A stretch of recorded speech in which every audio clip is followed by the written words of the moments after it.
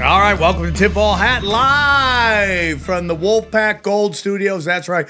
Wise Wolf Gold and Silver. Just go to samtripoli.gold, use promo code Tinfoil, and you too can get in on the precious metals game for as little as $50 a month. Amazing. Very excited to have our guests on. It's like, dude, the return of the prodigal sons, dude. The amazing. I feel like I've known you guys since you guys were just wee little podcasters, and now you guys are major players in the space. I'm very excited. They have one of the most exciting podcasts out there called Nephilim Deathsquad. Please welcome TopLobsta and Raven. How are you guys? Thank you for having us, dude. It's a pleasure to be back. It's been too long. You have watched us since we were just little babies, just little tiny peoples, and now you guys are just major players. Calling people faggots. It's fucking great, dude. You guys are crushing it. I mean, Sam, thank you for mentioning us on different shows. Like you had mentioned us to Jamie Kennedy and shit like that. It's like, oh, that was crazy. A lot of our success or perceived success has come from your the push and the nudge that you gave us. So thank you, and that's enough gargling for today. Yeah, we're not going to gargle you anymore. Do it right up at the top. All right, a little bit, but that's it. One thing, I'm going to give you a moment to promote all your stuff, but we just did a show with Dr. Heather Lynn, and we got into the discussion about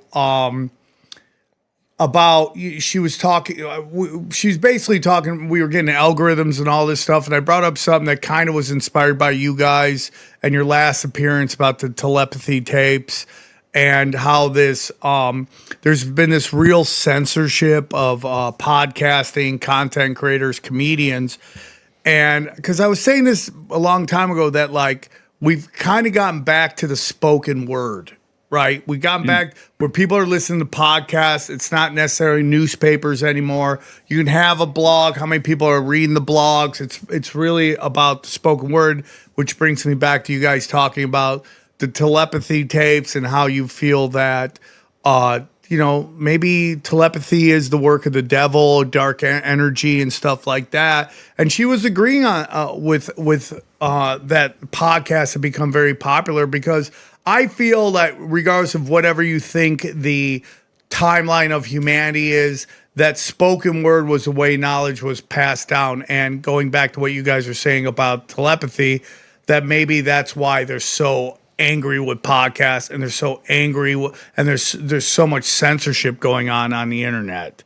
What are your guys' thoughts on that? That the spoken word again fits in what you're saying, but that's why podcasts are so dangerous. Well, when we're talking about spoken word, it's first and foremost it's prophecy. We're doing we're transmuting. It's crazy. It sounds like new age shit, but you're transmuting the air. Your vocal cords are throwing out frequencies and consonants and vowels and things like that. And how I'm speaking and how people are hearing and perceiving this can really change how it can change their mind. So to change their lives. No, he's making a great point about this idea of emitting a frequency and the receiver of this frequency. This idea that's transmitted, it changes people. Well, how about now? Am I still sounding underwater? Yeah, you sound fine. Whatever happened made it a little better, I think. Yeah, you're fine. You're great. I just wanted to make sure you got all your glory.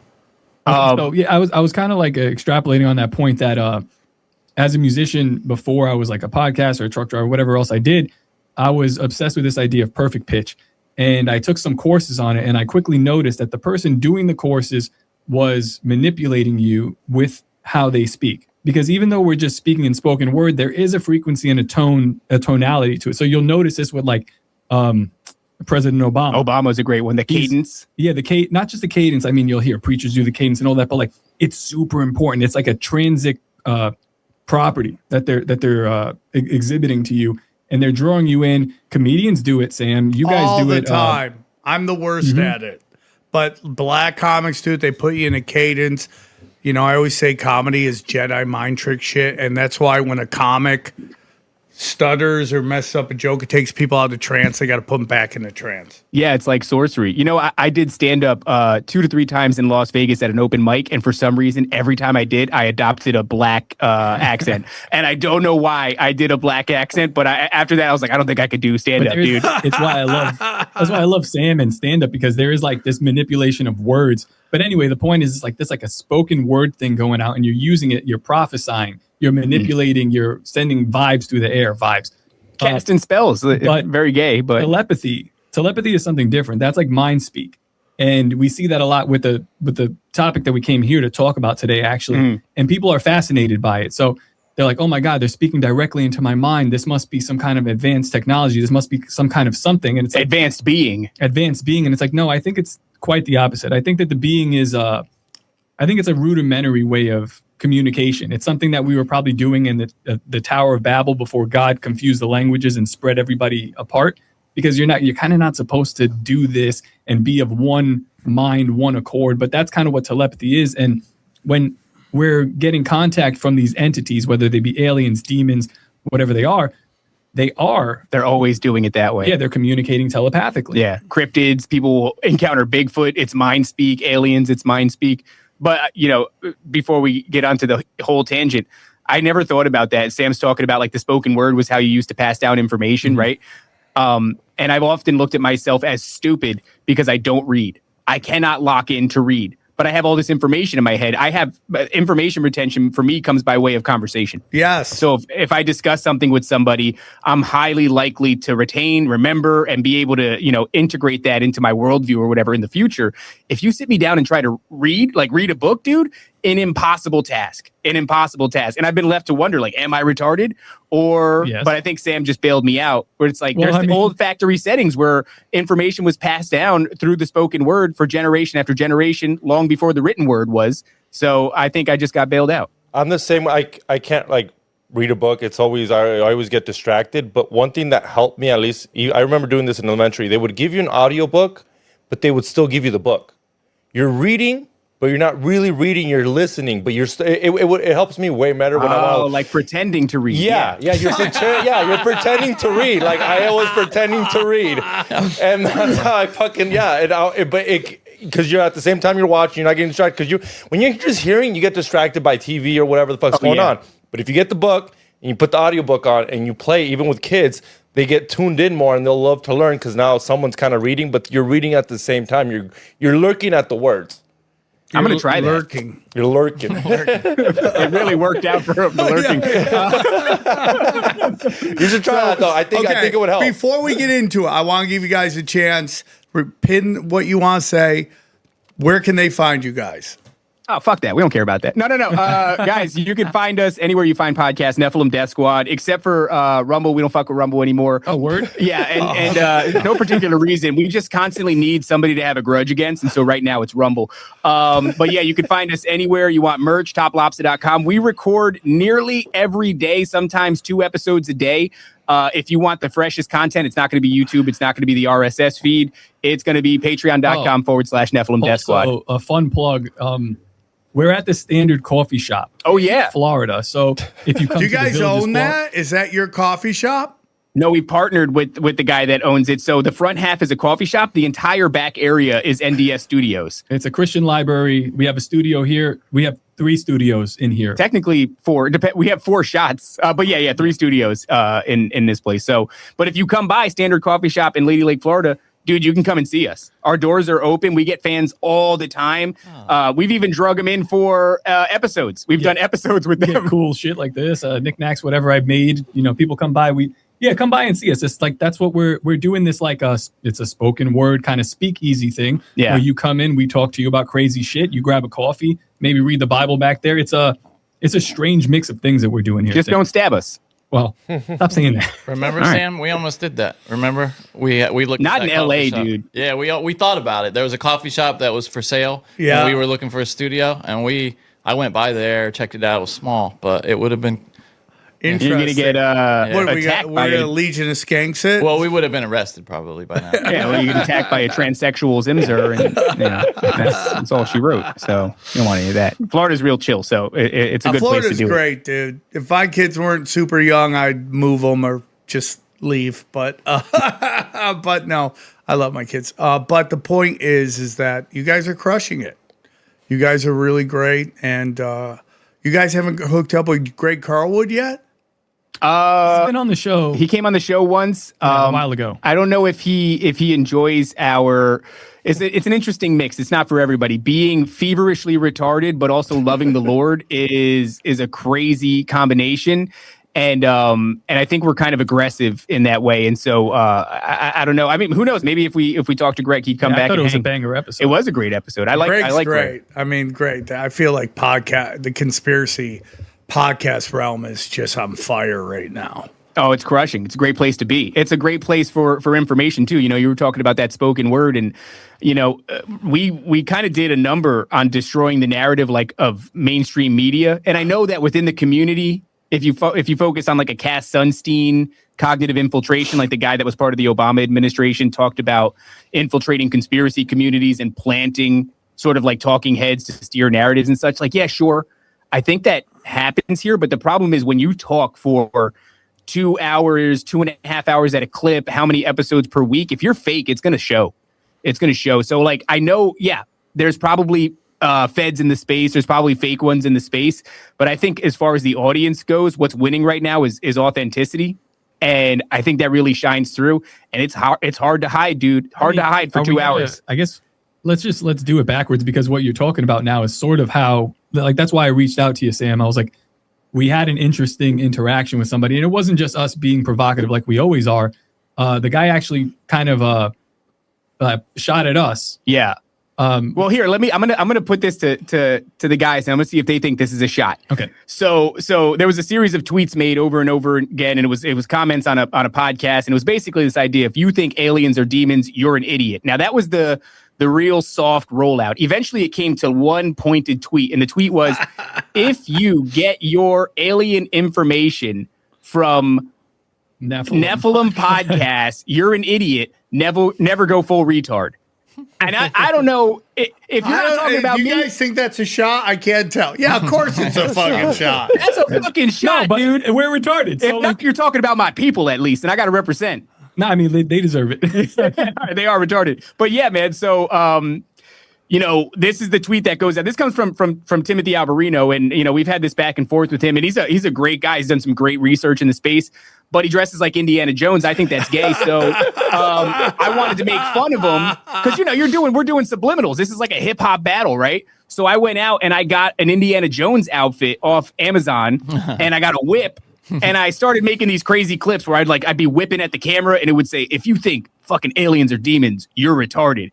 So eventually that got on his radar, and he goes, "Do you want to talk about this, or do you want to act like children?" He did it immediately. Yeah. It was and I go, I don't know why you think this tweet's about you. And so from there it gets a little bit. We go back and forth, but he challenges me to a debate, and I don't know, man. It just got weird. It seems like whether or not Alberino's really doing this, there's a real effort.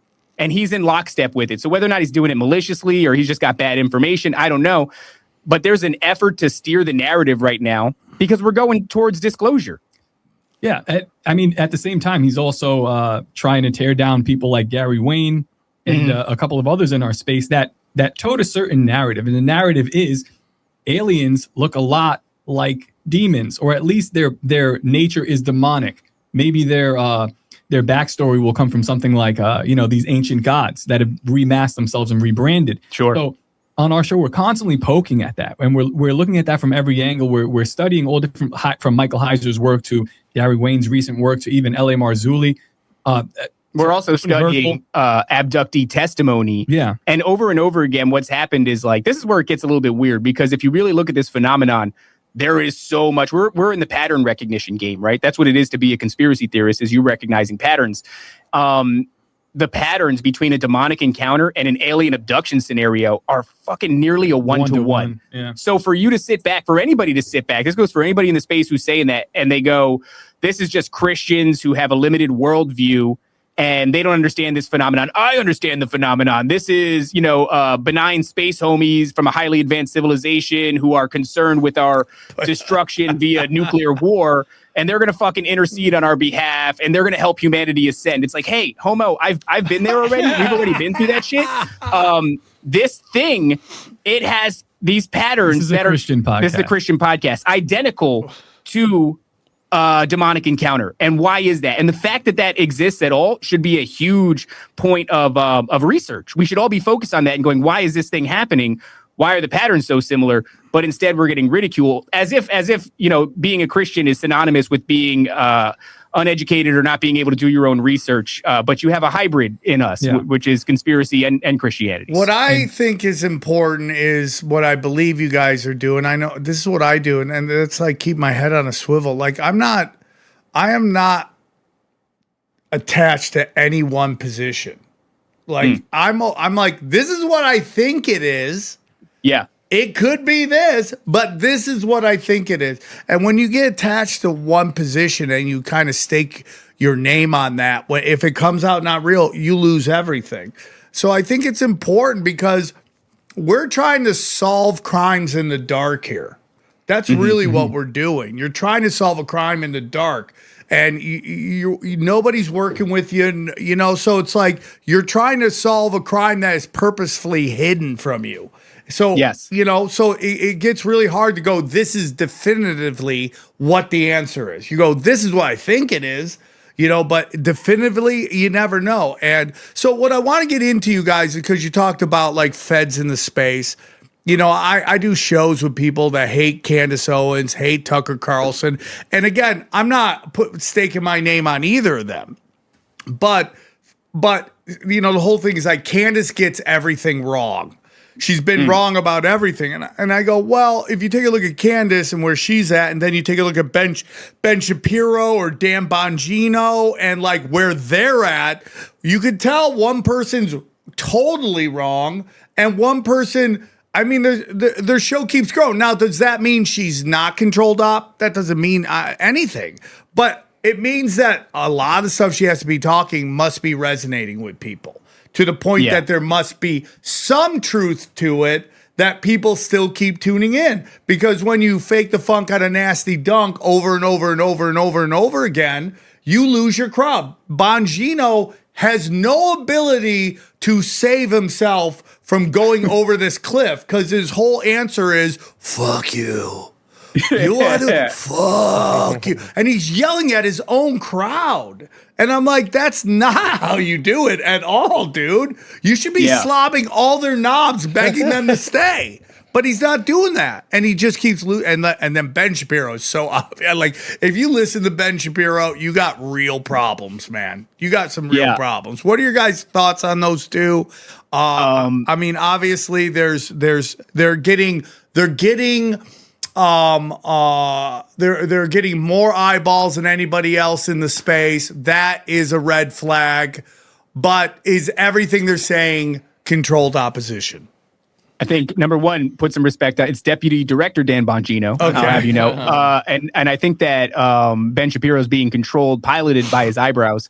I think it's a parasitic creature that lives on his forehead. I mean, look, these guys. I like Candace actually. Yeah, I was going to say I don't have much to say about Ben Shapiro or Dan Bongino. This is the obvious. They're cringy. Yeah, this is the obvious cringe op, and it's just like I don't really find a need to pay attention to it because it's just it's very superficial. Sure.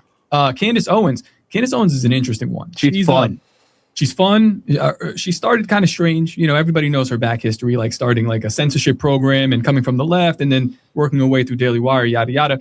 But like I watch her trends and the conversations that she has, and not just the conversations that she has, it's when she's having them. So early January, she's like, Charlie Kirk, Erica Kirk. And then she goes, I'm going to do a week on fucking Nimrod. Yeah. I like that, dude. I like that a lot. Yeah. And it's like, you're going to do a week on Nimrod at the same time? Like the Daily Wire is dropping like, Nephilim. So I'm like, okay, where did the message come from? And then they're off of it. Yeah. And then they're moving in a different direction again. And I'm just like, I think the information is correct, but it leads me to wonder. A lot of it is, and a lot of it isn't, right? Yeah, some of it. Yeah. Who did we talk to recently said the problem is she's talking about real things, but she's taking the most fantastic angle. We tried to talk to Gray Area Monarch, but he ended up having his internet issues. And I thought that was a valid point. It's like if you're going to talk about things that are important, but get a lot of the ideas sensationalized, it takes away the seriousness from it. Now, we're guilty of that to a large degree, but if you watch us and you get your information from us, you're just as retarded as we are. But these people,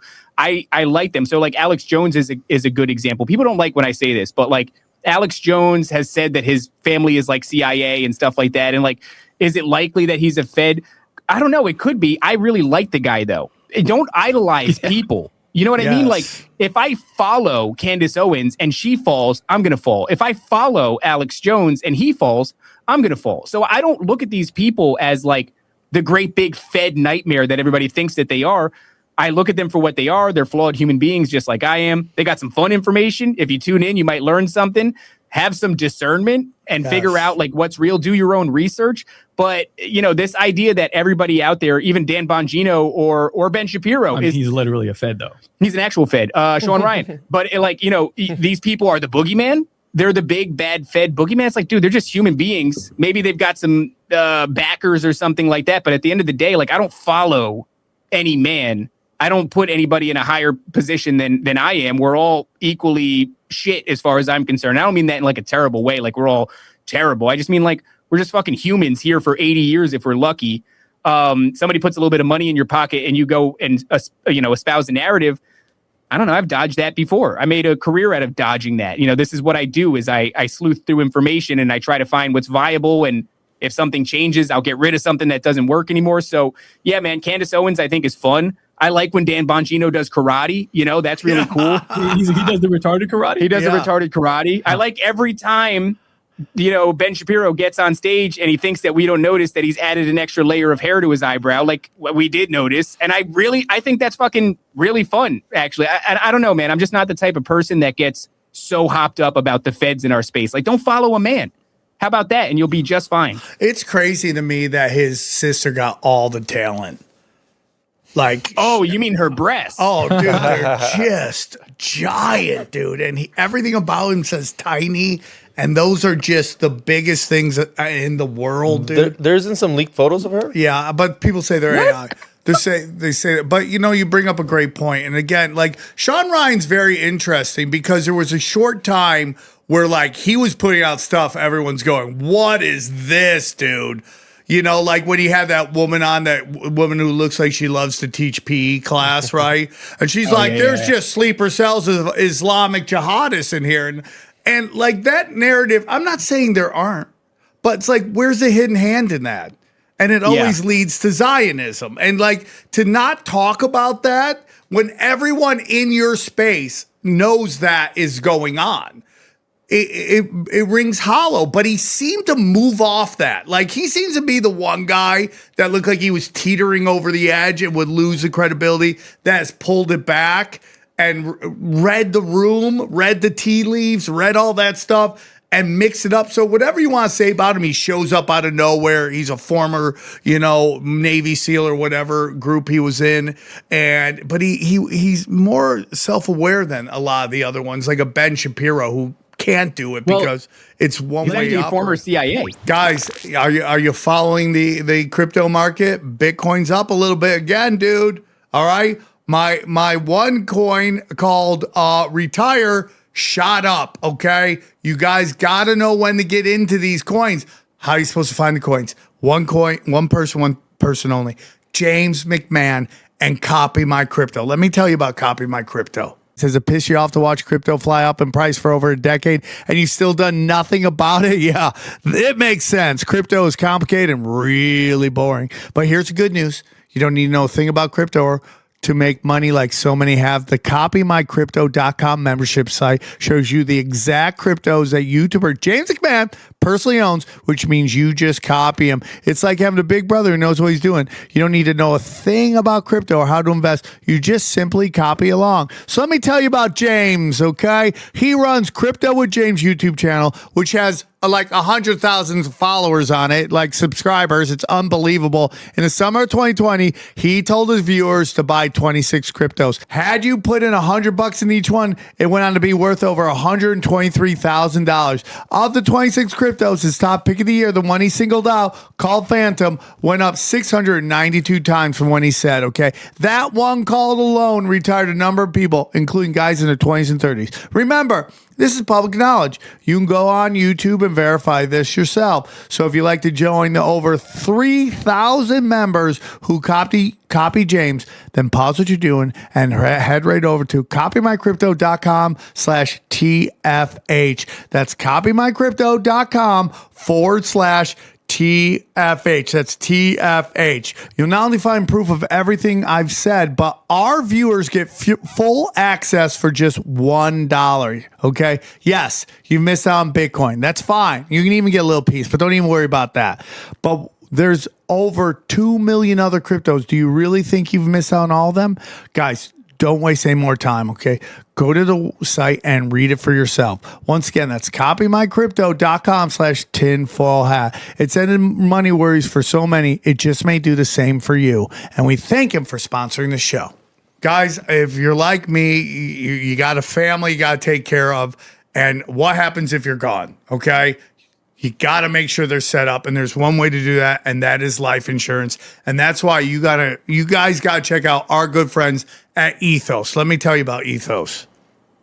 Ethos makes getting life insurance fast and easy, 100% online. You can get a quote in seconds, apply in minutes, and get same-day coverage. There's no medical exams. You just answer a few simple health questions. You can get up to $3 million in coverage, okay? Some policies are as low as $30 a month. Ethos has a 4.8 of 5-star on Trustpilot and over 3,000 reviews. So here's what we need you to do. Help protect your family with life insurance through Ethos. Get your instant free quote at ethos.com/tinfoil. That is ethos.com/tinfoil. Application times and rates may vary, and we thank them for sponsoring the show. Let me ask you, Sam, because that's like something that I always wonder. And you're in like this, how these people like that are moving and shaking. Why is it, in your opinion, that when they're clearly on the wrong side of it and they're paying for it too, like they're losing their audience left and right? They're the guy that just debated Dave Smith. It's like it's incredible to watch him do that. Adam, whatever his name is, from Patrick Bet David. Yeah, it's a disgrace.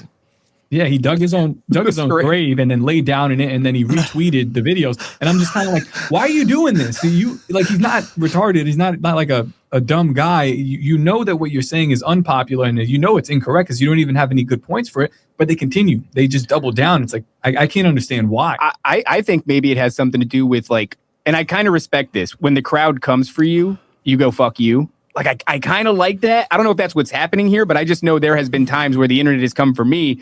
And I've gone, fuck you. And I've stood my ground. I'm not going to apologize. I'm not going to take some shit back. They're coming for you. Like a lot of this is still supporting Trump. So sure. Okay. They're still like, they're going to ride this train. I'm like, there's really no benefit in it. I don't understand why you're still doing this. Just, you're going to be irrelevant. It's one of two things. It's either they've been programmed so hard that that's still how they see it, or they've taken so much money they can't come back. And it's like, it's so much money that they got to ride off the cliff, dude. It's like, you can't take all that money. I mean, it's the Charlie Kirk shit. Like, you can't take all that money and then decide I'm out. And it's not just Charlie Kirk. It's Michael Jackson. It's to a point Louis C.K. It's all these rappers that have been killed. Like, if you take that banker money and they get you to a certain level, you can't go, I'm going off reservation, do my own thing. You know, we had a guy on Cash Daddies from Hatebreed, and he was talking about how he's thinking about live streaming all of his concerts to his website. And someone goes, well, you better cut them in on that because they're not going to be happy about that. And that sounds like a fucking threat to me. And maybe it wasn't that much of a threat, but that's some real shit. I mean, once you get blown up. So Adam is on the show, and that show, who knows why Patrick Bet David is where I think Patrick Bet David is like a lot of these conservative content creators. They were killing it when everyone was mad at the non-binaries. It's and just like that are the 90s New York City comedians who all rage, they were on Opie and Anthony, and they all raged against censorship and all that shit. But both of those groups have an inability to realize that the political environment has shifted, right? Yeah. And it's like with the 90s New York City comics, they don't realize that so much of the censorship was coming from the left for a very long time.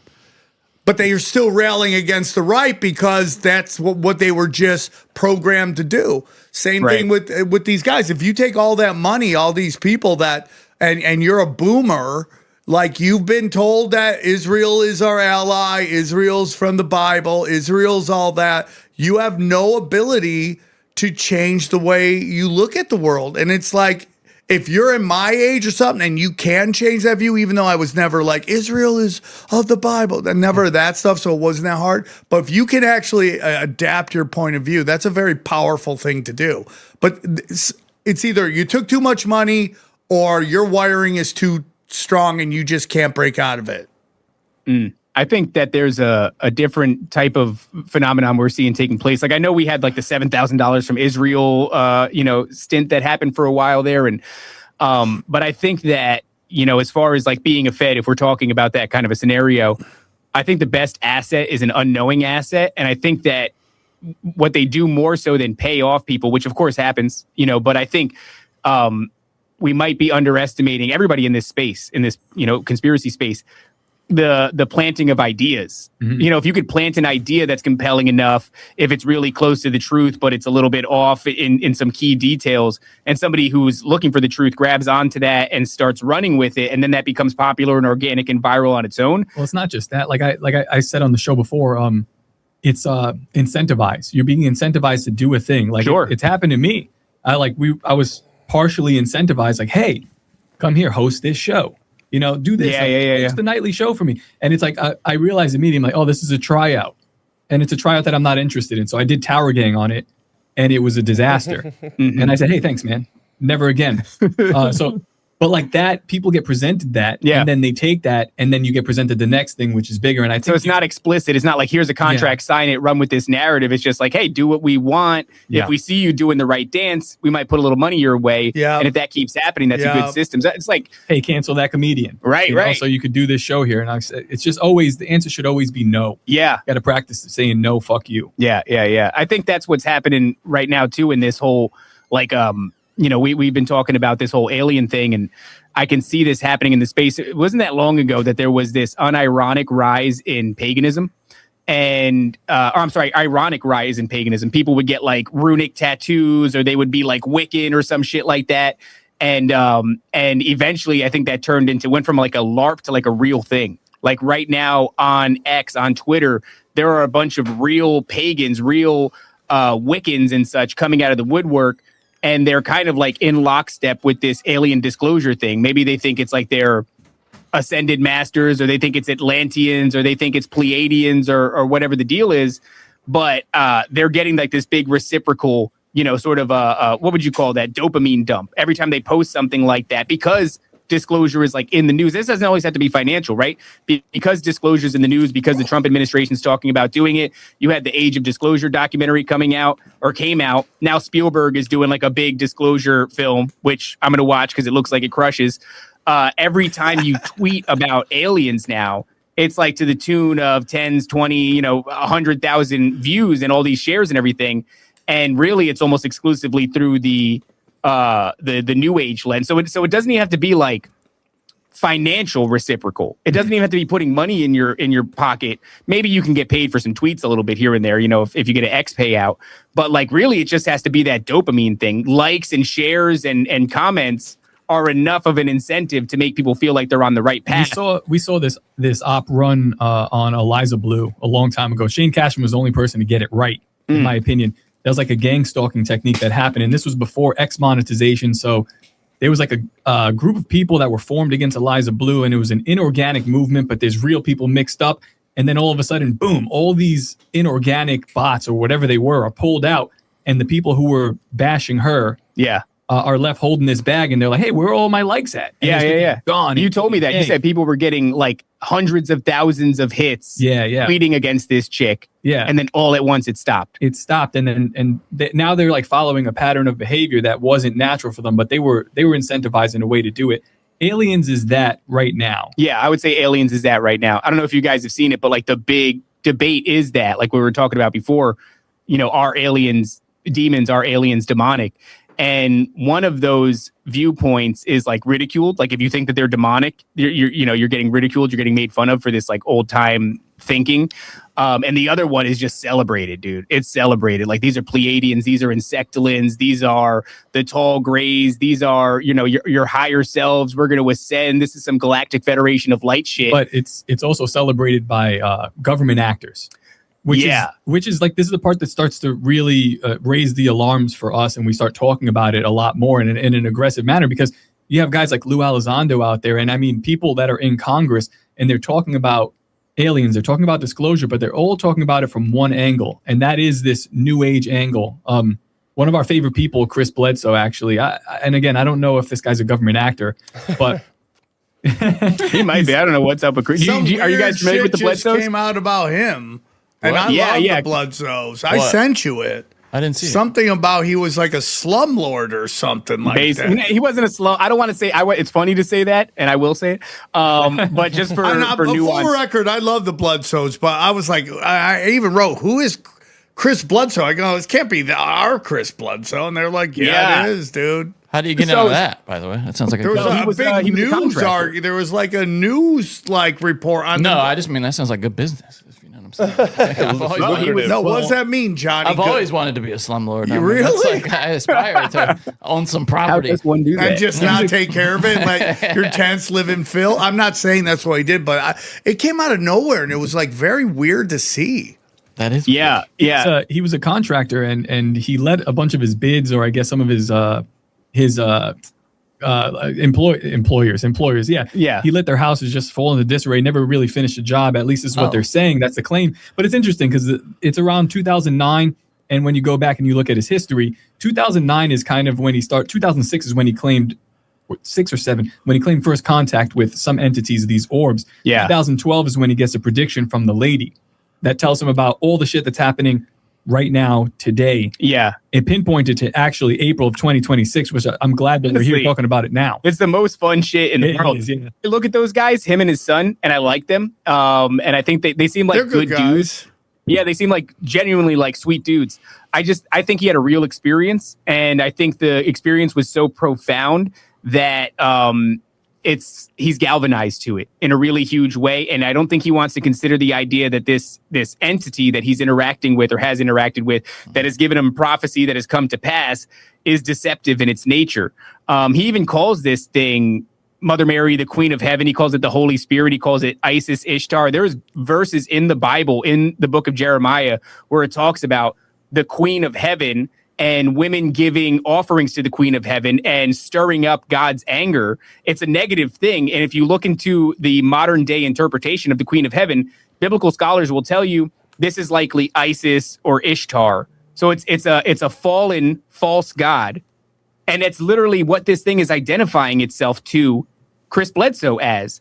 And it's telling him that it is in alignment with Jesus. But in the Bible, it talks about this deceptive spirit called the Queen of Heaven that is likely Ishtar. And this thing is like, yeah, dog, I'm Ishtar. Like, it's telling him that it's Ishtar, and he doesn't want to hear any of this shit. And look, to be honest, imagine what a great deception it must be. You have this thing. It's amazing.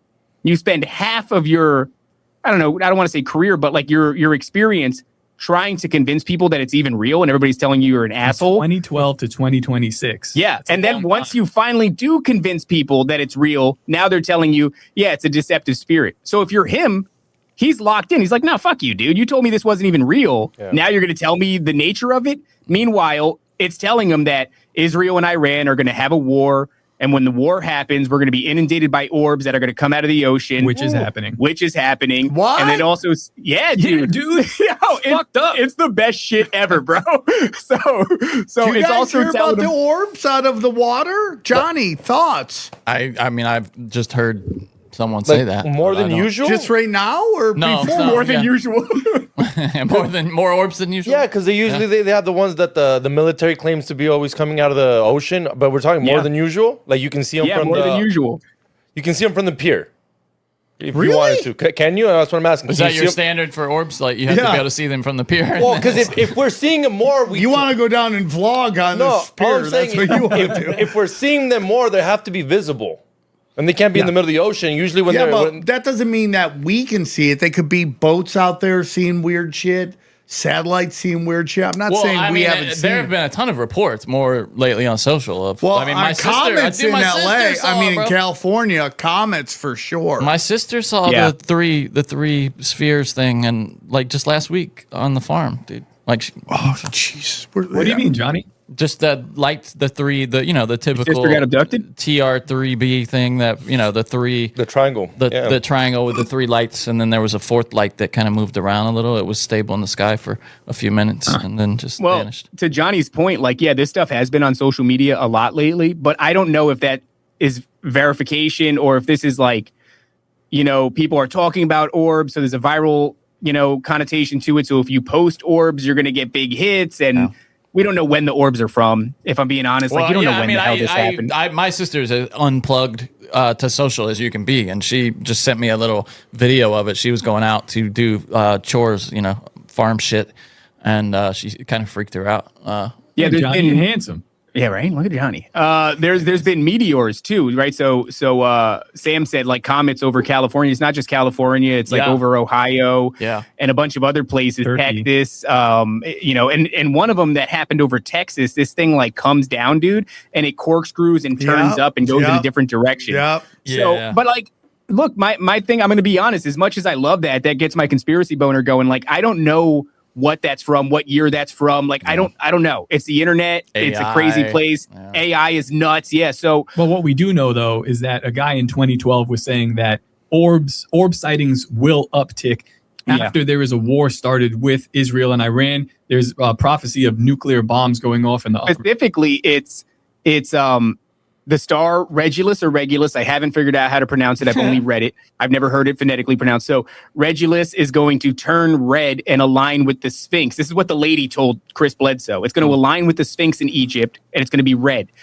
Come to find out, that's a real thing that is going to take place. Astronomers, astrologists, whichever word applies here, the one that's not gay, the one that is just like star, gazing. They're both gay. They're both gay. All right, fine. Which one's whichever. gayer? I don't know. The one where it controls your life. That one's the real gay one. The one that white women do. The one with that white chicks and the crystals and they smell bad. So this is actually going to happen. This is a real phenomenon, and it's set to take place April 6th.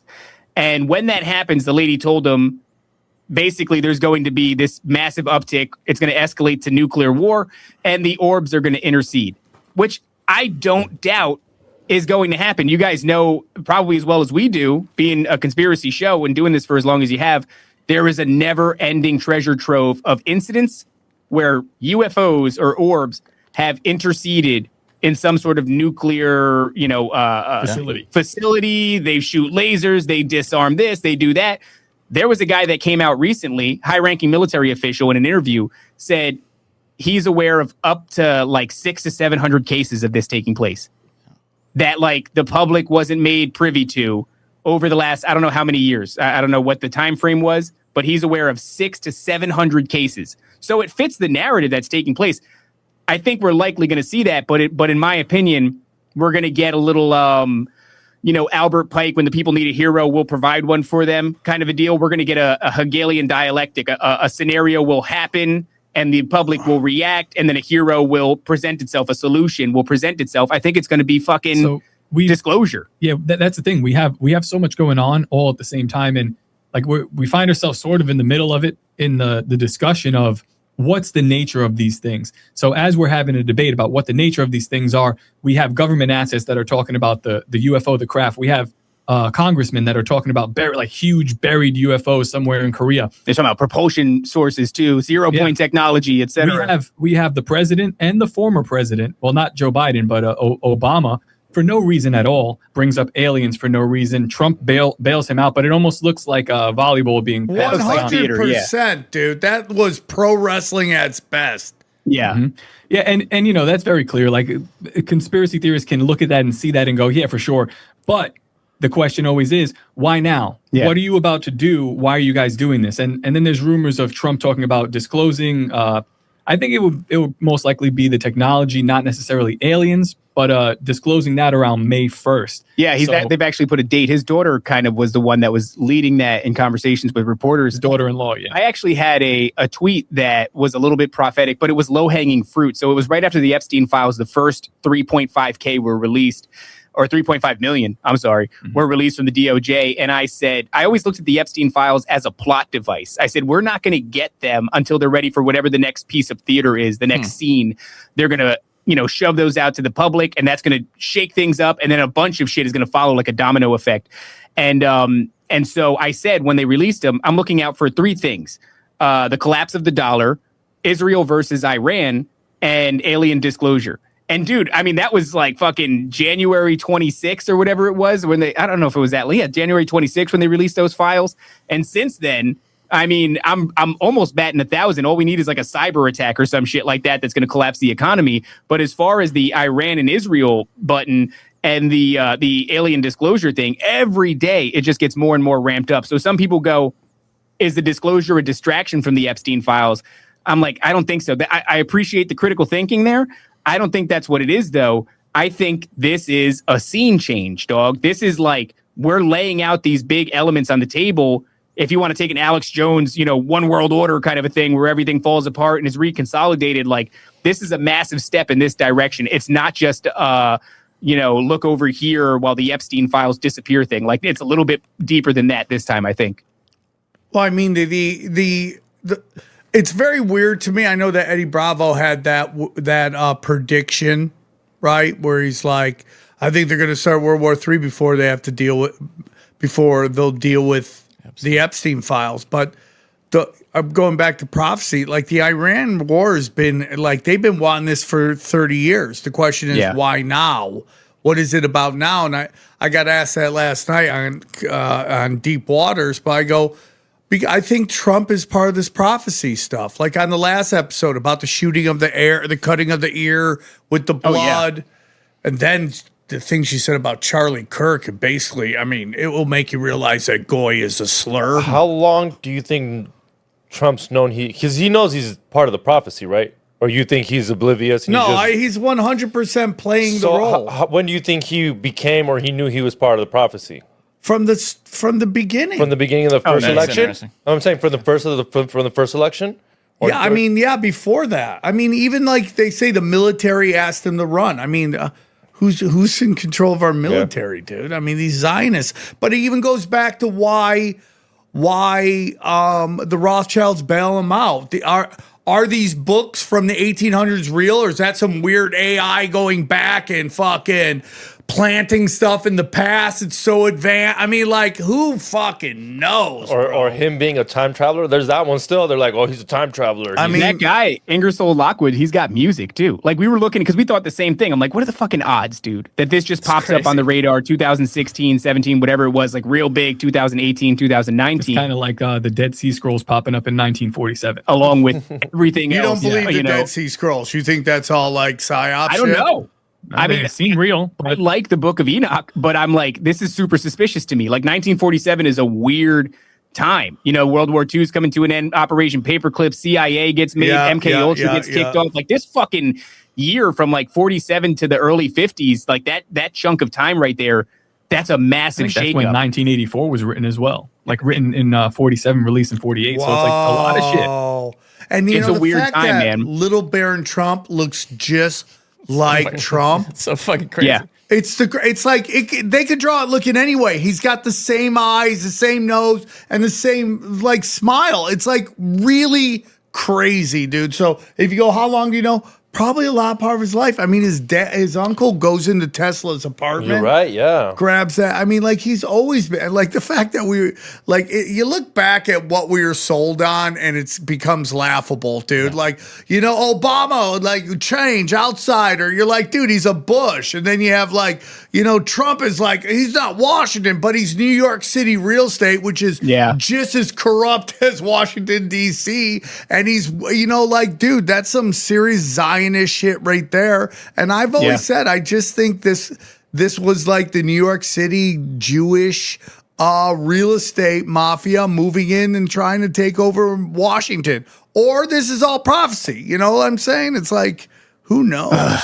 That's a hard one, man, because it's very obvious. You're looking at like the Zionists and the Jews, and it's like, okay, yeah, there's this attempt to fulfill prophecy or create prophecy. You have like the whole red heifers thing and the third temple and all that other crap. And like, I don't know, I was talking about it today, and I'm like, as far as biblical prophecy goes, even if this is manufactured, it's so global that it almost seems unlikely that the Bible wouldn't have mentioned a global fake prophecy first and then the fulfillment of real prophecy. And I don't know, I mean, maybe there's some prophecy have to be real, or I mean, if a man makes it, is it, because it's like, all right, you think about even the horsemen of the apocalypse. That's what we were talking about. We growing up believed that the prophecy was a natural happening occurrence, that it would be over time. And I never fathomed that it would be these Chabad dudes, in every position, working the levers like they're stagehands on a production of a play. Guys, listen, you listen. You love your family, you love your kids, but guess what else you love? Your pets, your dogs, okay? And dude, they can get allergies, and that is wild times. And that's why we got to tell you about our good friends at Better Wild and their vet-designed approved supplements for your pups' allergies and overall wellness. Let me tell you about Better Wild. Hey guys, your dog's health is just as important as your health, and that's why we love our friends at Better Wild, okay? Listen, I've been focusing a lot on my health lately, but then it hit me that I should probably be putting the same energy into my dog's health too, okay? You'll start to notice weird behaviors. Like my dog is like itching and scratching and rubbing sometimes. Roger's slowing down and not wanting to play as much. And I go, listen, these are not normal dog behaviors. They really are actually signs of allergies, okay? What I've learned is that allergies in dogs often start in the gut when things get out of balance internally. It can show up everywhere and anywhere in issues with their skin, ears, digestion, and energy. Just like us, dogs need good bacteria to strengthen their gut health and calm an overactive immune system. That's what led me to Better Wild Allergy Relief Soft Chews. They designed to support your pet's allergy defenses by strengthening digestion and helping restore balance from the inside. They're the first and only chews with ancestral advantage wolf probiotics and natural ingredients proven to help reduce itching and support gut immune and skin health, okay? So instead of just covering things up, you're actually supporting your dog at the source. And we all love our dogs, and we want them to be as healthy as they can be. And this is a great way. Dogs would eat anything. Hand them a beautiful Better Wild chewable chew. And dude, watch this dog get better. Watch its immune system and its gut get better, because that's what Better Wild does, okay? Better Wild is committed to helping your dogs with clinically proven, veterinarian-approved solutions that you can feel great about, okay? Right now, Better Wild is offering our listeners up to 40% off your order at betterwild.com/tinfoil. That's betterwild.com/tinfoil for up to 40% off your order. betterwild.com/tinfoil. And we thank them for sponsoring this show.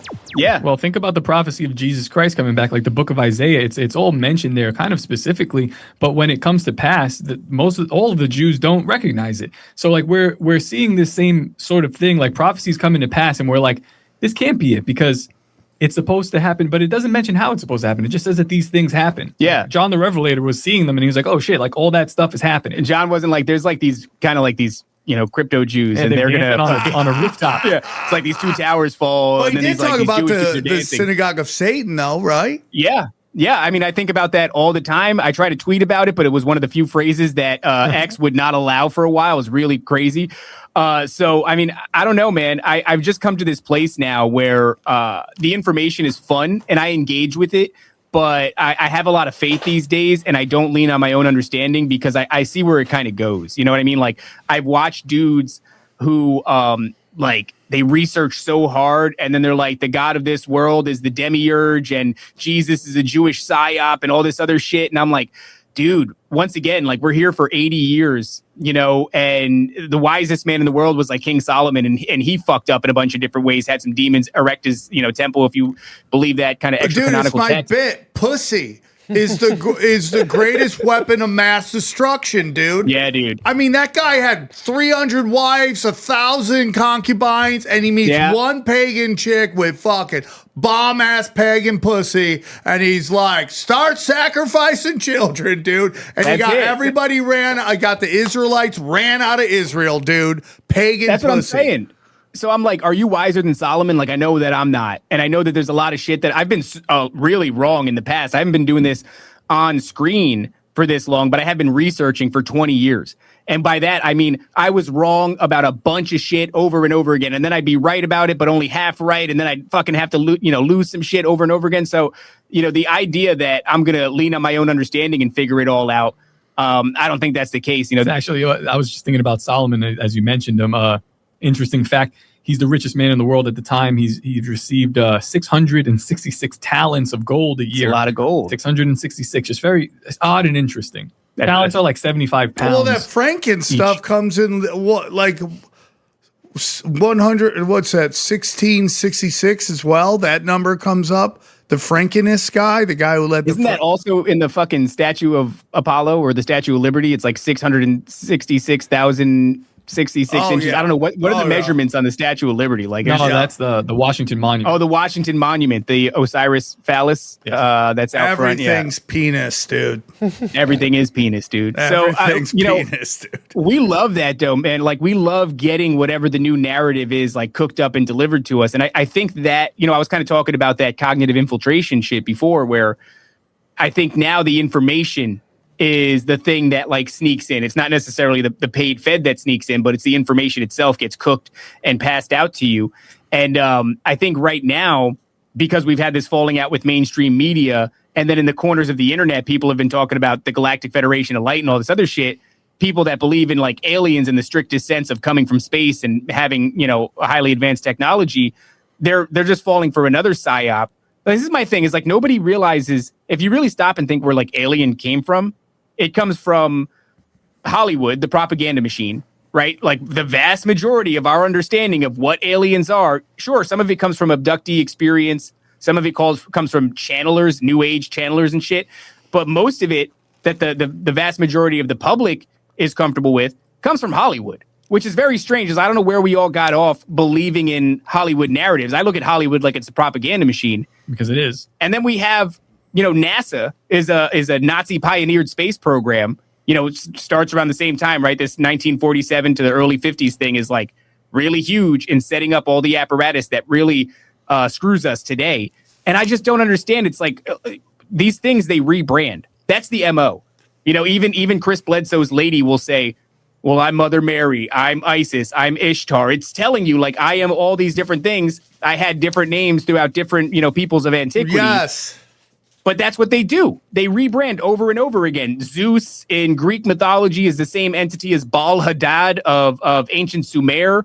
In my opinion, this is a fallen angel. I think that's what, we talked earlier before the show started. Where are you at?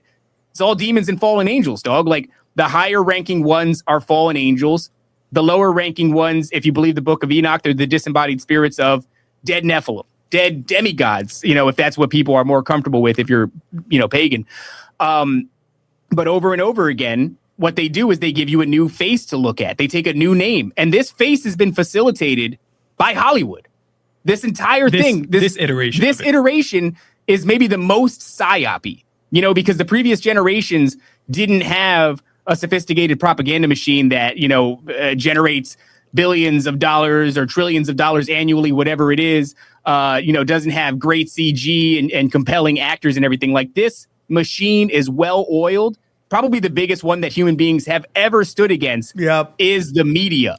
Yep. And it's been facilitating this facelift, this rebranding. Now everybody's sitting around talking about Space Brothers or fucking Pleiadians and everything. And it's like, nobody seems to be able to, and this is my thing with Chris Bledsoe too. It's like, hey dog, yeah, I believe you. I believe you had this experience. Did you fucking like think maybe this thing's lying to you though? And for some reason, people can't put those two things together. It's like profound experience overwhelms the senses. And just by virtue of existing in a materialistic paradigm where they tell you it doesn't exist, just by virtue of existing, therefore everything it says is true. That's fucking crazy to me.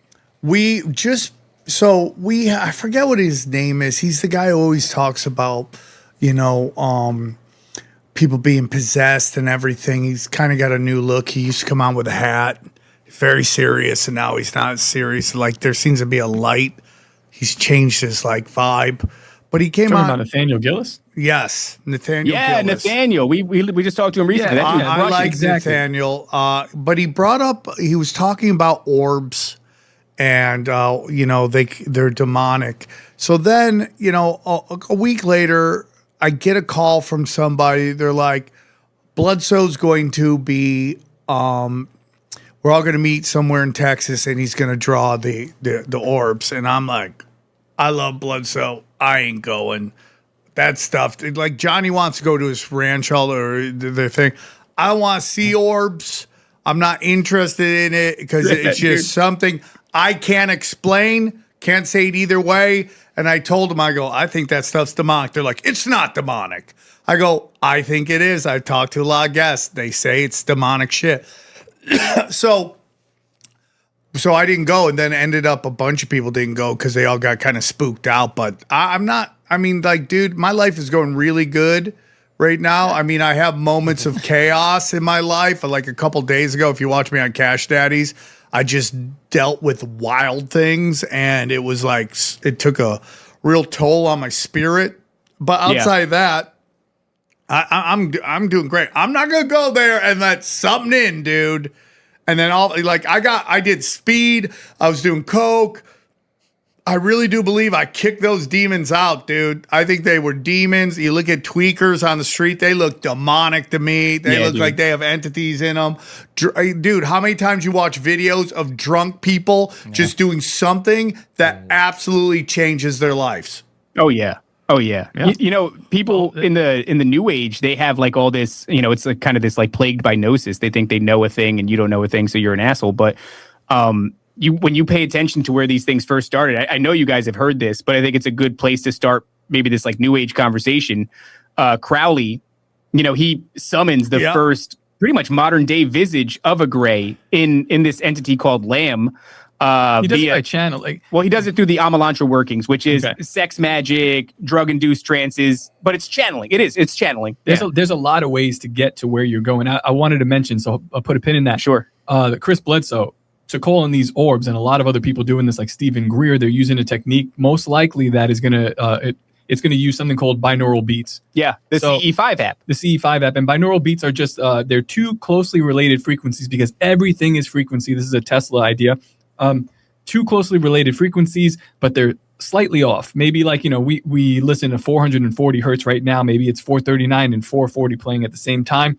And the idea is that your brain perceives it as one thing, but instead of perceiving it as a musical note, you almost make up your own. So there's something in between that doesn't exist because you're syncing your, like, both hemispheres of your brain. Yeah, hemi-syncing technology. Yeah, and there are specific frequencies to do this, which they have figured out. Problem with that is that you can call in orbs.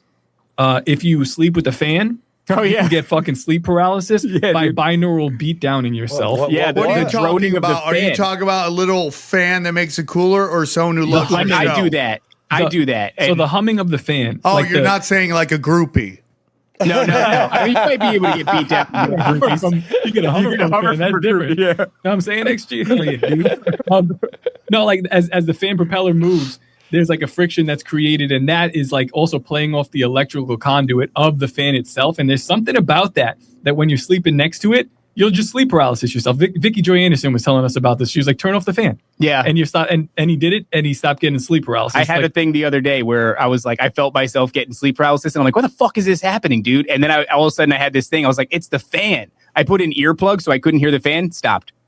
So these are the techniques that he's using, but you can get there a number of different ways. Butt sex is a good way. So well, it's not a good. Sex before sleep?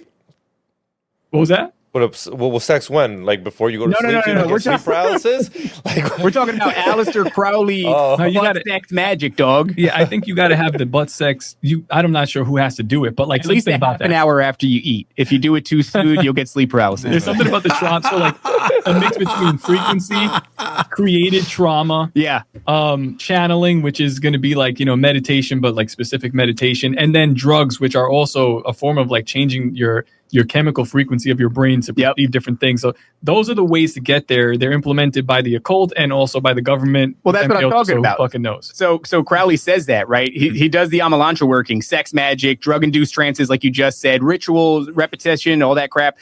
He's quoted as saying, today they are known as angels and demons, which is fascinating. And he goes, tomorrow they'll be known as something else. So he is saying that the thing that's going to be known as, let's say aliens, was previously known as angels and demons, which people say early man didn't have a grasp, an understanding, so they used limited language. And I'm like, no, dude, I think they had a better idea of the nature of it. We're going to get into that. But it's like, if a thing constantly changes form, it fucking doesn't matter what it looks like. And it doesn't matter what you call it. What matters is its nature. If I'm constantly putting on a different costume and you're like, one day that's Dave, the next day that's Bob, but my character is exactly the same, but I'm consistently putting on different costumes, all that matters is my character. All that matters is my nature, not the fucking costume that I'm wearing at the time. That's why I tell trans. That's why I tell trans. So would you say that every time someone got like the Holy Spirit visited them, it was an orb? No, I don't think so. So that's the thing. A lot of people go like, well, what about the good angels, Raven? What about this? What about that? I'm like, all I know is the government is not about to disclose angels to you.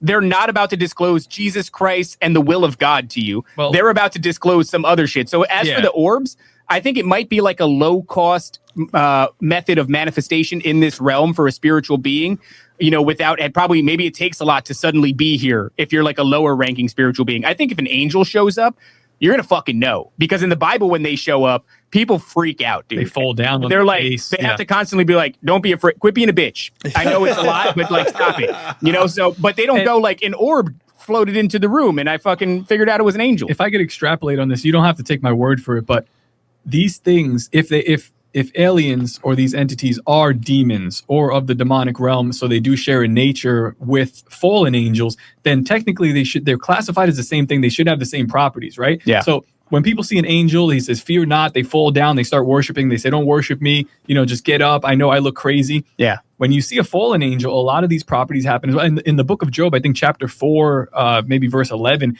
he talks about sleep paralysis. Oh, yeah. Like an entity coming over his face at night. His bones trembling. His bones. So there's like the paralysis and the vibration going on. And he's like, he's met with this like insatiable fear. Yeah. He can't understand why. This is a malevolent entity that comes over him at the point. But like when Daniel sees an angel as well, it's always like, damn. I think part of the way you can tell, like if it's a malevolent thing, is like that absence of the fear not. Well, you have to test the spirit is what the Bible says. And I think that's the only way. But these things do share a nature with the good entities. And it's hard to differentiate, but that's why you have to test them. Yeah. So, we're dealing with some crazy shit. The Bible says two things. It says, number one, it says, do you confess that Jesus Christ is the Messiah, the Son of the living God? And if it confesses to that, then that's a good sign. But the other thing is just looking at the fruits. And I don't know about you guys, but like I know a lot of like pagan Wiccan people that look like shit, that are addicted to drugs, that are morbidly obese, that have all kinds of like physical ailments. All their relationships are falling apart. They can't hold a fucking job. It's like, yeah, this spirit that you're in tune with is making your life shit. I've known so many of these people that claim to like, oh, I'm in touch with my spirit guides. I'm like, you look like shit. Like literally all listen, of India. I've been saying that forever. I go, look at the people, the Antifas, look at all the woke people. Do they look happy? They had this like the debate between feminists and like trad wives or traditional women, and the energy from one side compared to the other side, it's not even close. The trad women were like, they were all shiny and they had great energy. And then the feminists had wild, unpredictable energy. The smell. And it's just like, so they do smell. And it's just like they're so upset. They're not focused on them. They don't have kids. They're going against all of their biological drives, which is driving them crazy, which causes them to take more drugs, which makes them more crazy. It's just like, if you want to see if someone's talking the truth, read their energy. Like, are they happy people? Are they nice people? Are they, like in comedy, like the nicest guys are always the craziest people on stage. Like the Doug Stanhopes, the Joey Diaz's, the Dave Attell's, the Nick DiPaolos. Off stage, nicest guys you've ever met. On stage, absolute savages, right? But there's these woke people, absolute the opposite. Playing nice on stage, get off, total douchebags. Yeah. These people always hate their own families too. They hate their mothers. They hate their parents. They hate their fucking relatives. Nobody's ever good enough. Nobody's ideology is ever good enough. But and if you go back real quick to Aleister Crowley, he is the greatest example of how dangerous rich kids are. Yeah, rich kids with resources and connections are very dangerous people because they have access to spread their word everywhere because their friends from high school, their relatives are all in the powerful positions in society that can elevate and just magnify their message. And he's the greatest example of a trust fund kid who did immense damage, dude. I know he's not the Antichrist, but in some weird way, he has that kind of feel to him where he's like, he represents the darkest of dark. The lowest of vibrational, the most material. By the way, it's the same thing. Look at him. Like, honestly, the dude is hideous looking. He also writes poems about sniffing hookers' farts. Like, he's not doing all right. So it's just another one of these things. As a woman, Barbara Bush, I mean, just like. I thought it was a little bit of an improvement. But he also said that future generations, so he contacts Lamb through the Amalantra workings. We already talked about what that's like. But he does say that future generations are going to contact these entities through technology. And we already talked about that. Like CE5 is a frequency-based technological app. It's an app. It's an app, and that's how you summon in. This is what Stephen Greer is leading with. So, right on the money, Aleister Crowley. You were over the target. Manly P. Hall is another one, right? So in the Secret Teachings of All Ages, he claims, this is like, if you really listen to the language here, he claims ancient civilizations received advanced knowledge. Received advanced knowledge. So that happens all the time. They're always giving technology, mystery school teachings, this kind of shit. And they're always getting channeled. Yes, that's how they give the knowledge, this goes back to the last episode, right? About the people who survived the flood. Dude. Yes. Yeah. And he goes on to say, they receive advanced knowledge from what they interpreted as gods, angels, divine teachers, right? And I would say that's accurate. Gods, lowercase g, fallen angels. Yeah, you're over the target, dude. And he goes, post the year 2000, this ancient knowledge would reemerge. So this knowledge that they got from these entities would reemerge. And to me, that sounds like the days of Noah, right? As in the days of Noah. And that these ancient teachers or ancient gods or angels would be accepted as cosmic intelligences. This is a guy from fucking 1920 to 1980, Manly P. Hall. He's, Big Daddy fucking occult teachings. And he's telling you these things that were gods and angels are going to come back. They're going to reteach this shit, and they're going to be interpreted as cosmic intelligences. Which is exactly what... dude. Yeah, this is what Chris Bledsoe is lining us up to believe. Also, I mean, Alberino, a lot of these people are lining us up to for when they do reveal themselves and when we see them, we're going to be stupefied by them and we will worship them. This is the entire point of the whole thing. Yeah. And they're about to show up. It feels government. like. Yeah. It's all going to... So I think what they're going to do is they're going to give you something that's like Christ adjacent, an antichrist, not like a big meanie, but like something that is Christ enough that people are going to fall for it, and it's going to be worshipped in place of Christ.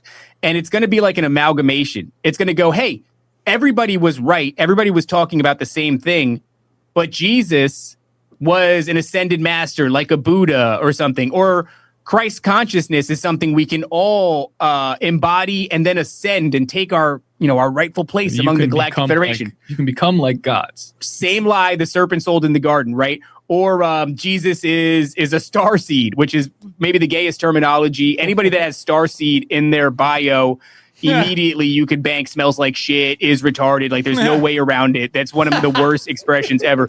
But is a star seed or is a Pleiadian. Actually, you removed that from your profile. You did take that out, right? Yeah, That's not, I can't fuck with you if you don't. Sorry, okay, thank you. There's a dude, Rudolf Steiner. He's a little bit wonky, but he's an Austrian philosopher, lecturer. He's a fucking new age kind of cat.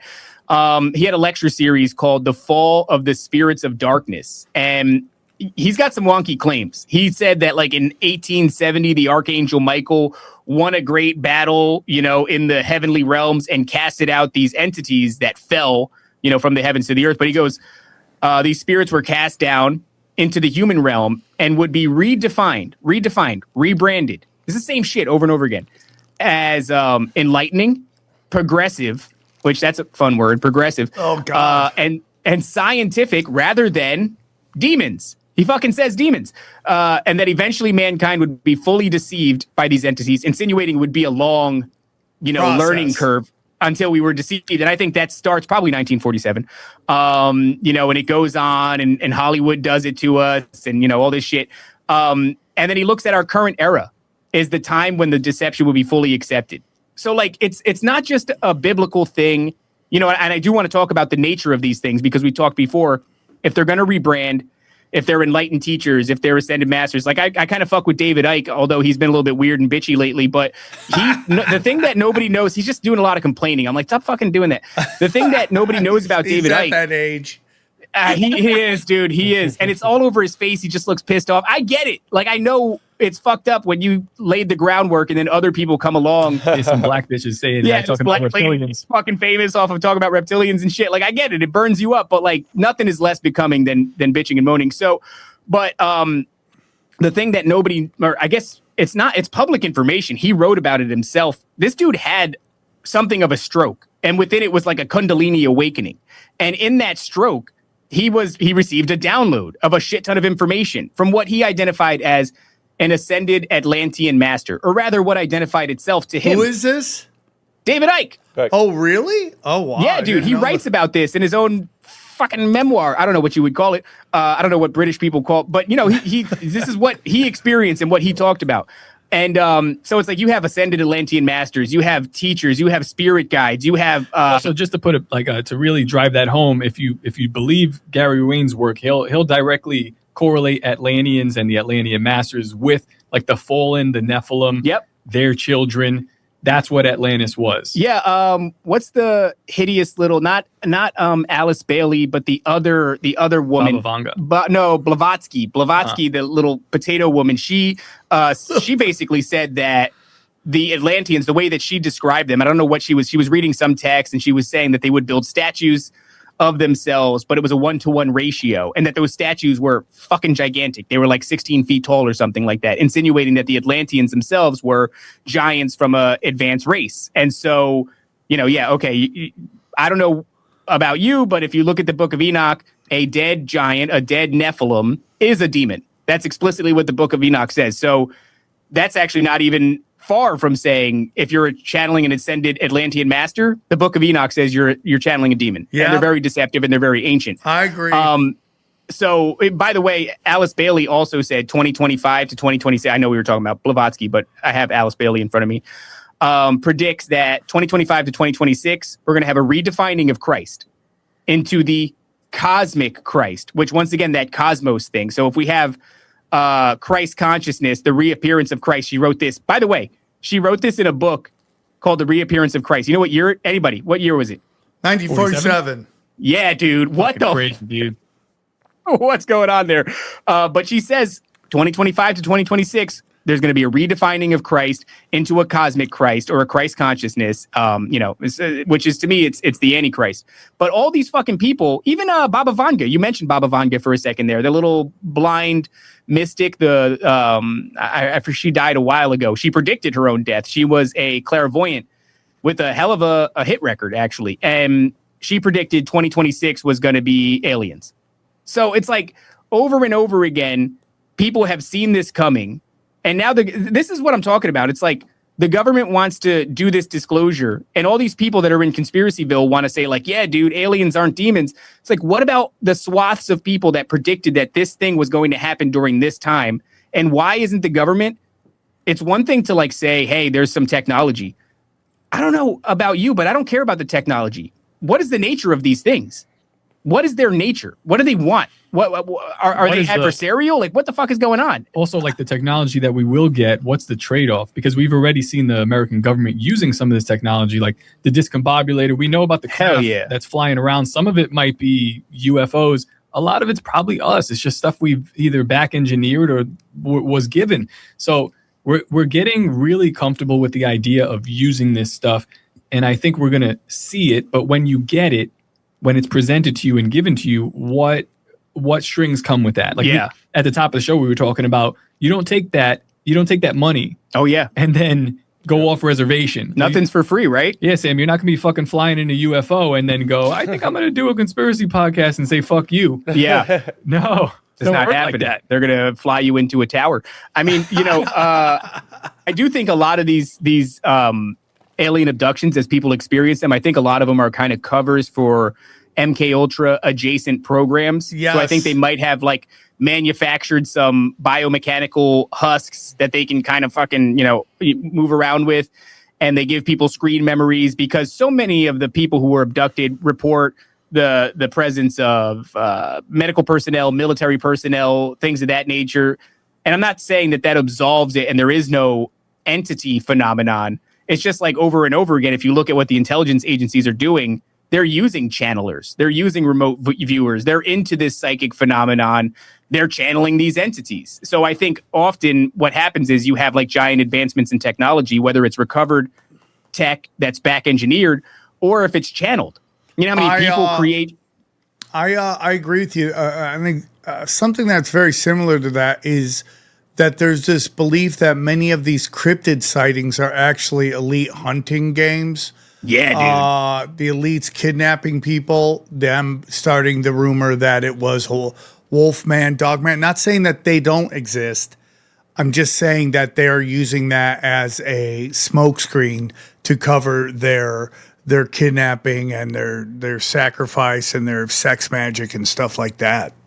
Yeah, dude, I think that's real. This actually brings me to another part, because when people have cryptid encounters, it's not uncommon for these cryptid encounters to stop in the name of Jesus, which is a wild concept.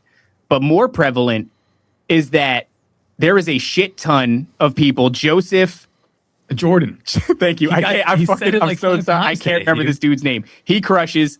He's a MUFON investigator. He's dealt with, I think, over 600 cases. Yeah, 600 cases. And he says that in the abduction phenomenon, in his research across the board, number one, it stops in the name of Jesus, which if you look into a lot of the research, that's not always the case. I know people personally. There's somebody that we talked to. You would have a fascinating conversation with her. I don't know if you have. Her name, she goes by Fringe on X.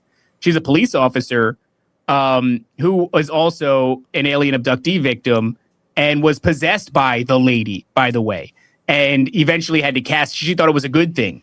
And then she realized she was fucking like demonically possessed and had to cast the thing out. She's fantastic, wealth of knowledge and information as far as testimony goes. But he says in all of his experience, the phenomenon stops in the name of Jesus Christ.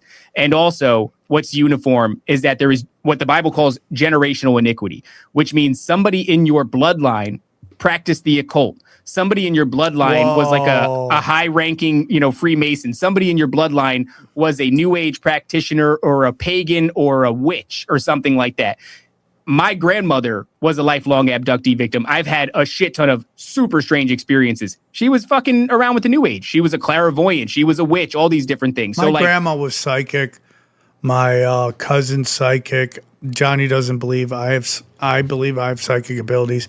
We have a baby in our family that sees dead people. So, I mean, no shit. That's what I was told by my cousin. But my grandmother, Sicilian, was she would read the tea leaves for the neighborhood. They would come to her. And then my cousin has an ability, my cousin Frankie, that if you give him an item, he can tell you the history of it. We got to get him on That's fucking BS. crazy. We'll mail him some shit and then get him on I'm BS. not going to do that, Johnny, so it'd you be can so sit good. there and make my cousin uncomfortable. Not going to happen. Oh, no, I'd be very nice about it. I no, you promise. would, you scumbag. What would you send him? Maybe some, I don't know, some objects from around the studio, maybe. We got some interesting things here. With some history. I'm not going Johnny, to put my cousins on blast, okay, dude? Okay, I'm just saying Not that for would your be, entertainment. Yeah, not for Johnny, my be entertainment, for the sensitive. entertainment Do of the any of you masses. guys want to move out and take Johnny's job? It's God, suddenly Johnny, you're a real He's asshole, been dude. so pissy this week, guys. I've You have been no idea. pissy this week. I think I'll give you that. Johnny's been combative. I've heard. Yeah. You know what? Fuck all you guys. I like Johnny. The fucking discords are talking, dude. What The happened? Discord, Wow. no, I've John- been pissy this week. I've been really overworked, dude. That's all right. It's the We need Schumann a residence. vacation. Did you see that? Do you believe in generational iniquity, though, Johnny? Like, do you think there's any veracity to that? Like the claim that this will travel through the bloodline? That's a big thing that Tucker's been grappling with now. Have you guys heard him talking? Because, I mean... about his father. Well, no, but about blood guilt also, which it kind of extends to blood guilt if you think about it, right? Like, which is something that Netanyahu is big on, this idea that you can be the son of someone who wronged Israel and you can be liable. Amalek. Like, exactly, yes. And that is the part that gives me some pause. Do you understand what I'm saying? About But that idea? that's not Johnny. Not to cut you off because I am. I don't. I don't think that's the same thing. That's someone it's else putting it downstream on of it, you, though. It's downstream of right? that, though. But that's the notion that you carry something that. Well, maybe I'm wrong, but it seems like you're talking about someone else putting that on you. Well, yeah, if you're related to someone and there are traits of theirs that are flow down to you, then would the things you did also carry like a moral, a karmic Well, weight? there is generational trauma, right? Exactly. Yeah, we know exactly. Which is the that same gets thing. passed down.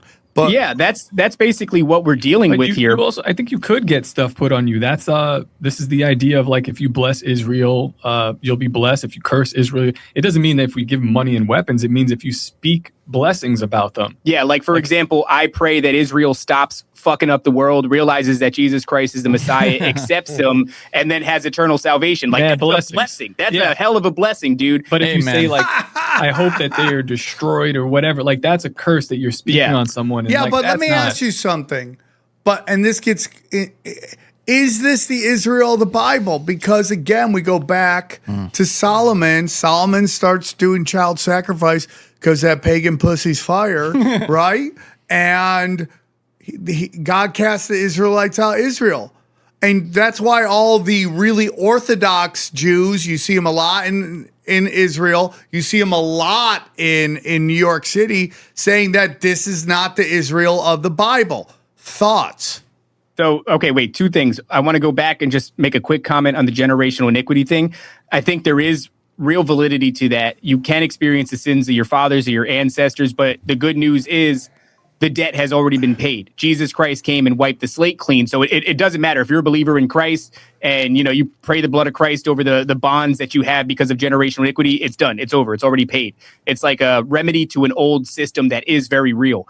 Israel. So Israel. The thing about, is this a modern day Israel? I've heard compelling arguments either way, and I'm not very smart, but I do know that if you look at the Bible, Israel was constantly fucking up, worshiping false idols, practicing all kinds of horrifying shit, doing fucking sorcery and witchcraft and worshiping the golden calf and this, fallen god and that fallen god. And then they'd come back into God's grace and then he'd fucking fall away again. And, Moses parts the seas for them and saves them and liberates them from Egypt. And then they're like, what about this golden calf? So it's like, Moses also saved. I mean, listen, God would. I think there's two moments in the Old Testament where God's like, I'm going to kill all of them.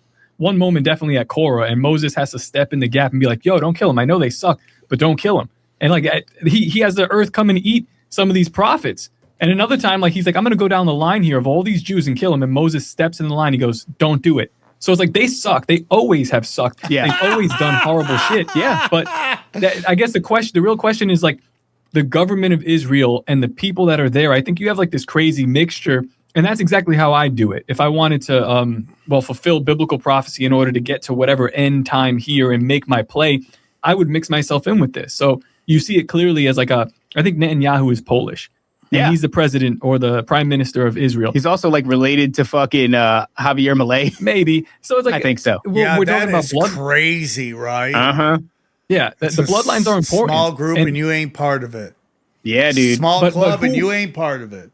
Who are they really, though, is a great question, because I don't think this whole play is for Israel or the Jews at all. I think that they're useful idiots, and I think that there is a remnant within like the actual bloodline of God's people, whoever that is. I think some of them are in Israel, and I think they're also scattered in some places, but probably a large concentration, not all of them. And we get to a point where we go, well, what's actually happening? Because we're on the world stage now. Everybody's criticizing Israel. Yeah.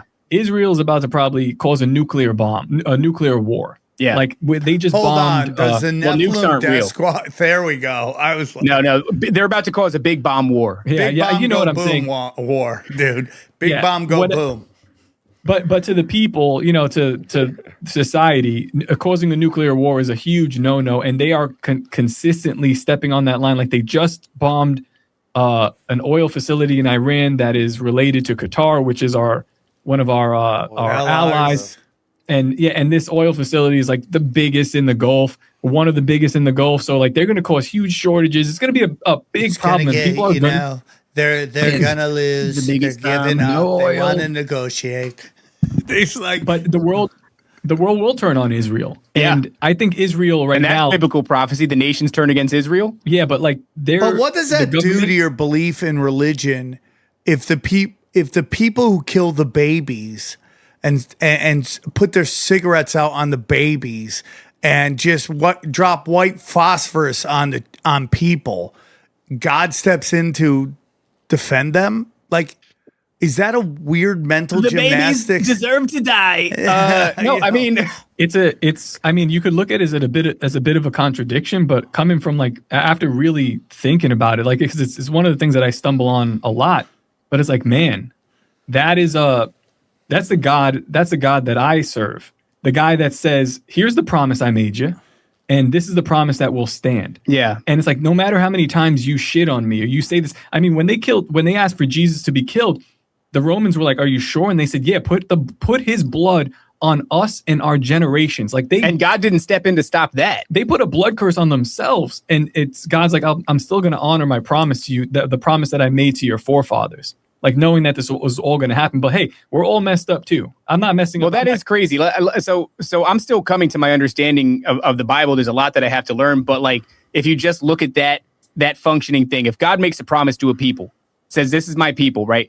And then for thousands of years, the spirit of Satan intermingles and fucking twists these people into insufferable assholes. But one of the principles of God is I do not break my promise, right? Like, well, then it's kind of you're in this position where it's like, if you make a promise to a people and Satan knows that those are the promised people, you think that he's not going to go for them? You think he's not going to spend thousands of years? And I'm not saying that's what's happening here. I'm just using this as like a thought exercise. That's probably exactly what's happening. It probably is exactly what's happening. But like if this adversary sneaks in and for thousands of years just makes them look bad, makes them obsessed with coins and obsessed with foreskin and all this shit, and makes them cheap, annoying assholes, but also they want to fucking manufacture prophecy and destroy the world because Satan's been whispering in their ears. Did you know, like, what is it, Sephardic Jews or Ashkenazi Jews have the highest percentage of schizophrenia among any other populace? Like, that's Whoa. fucking insane. What? So, I mean, just think about, I'm not like, people are going to hear this and go like, these are fucking Jew defenders. Like, I don't give a shit, dude. I don't give a shit. I'm grafted onto the vine. I feel Salvation like comes by grace. My track record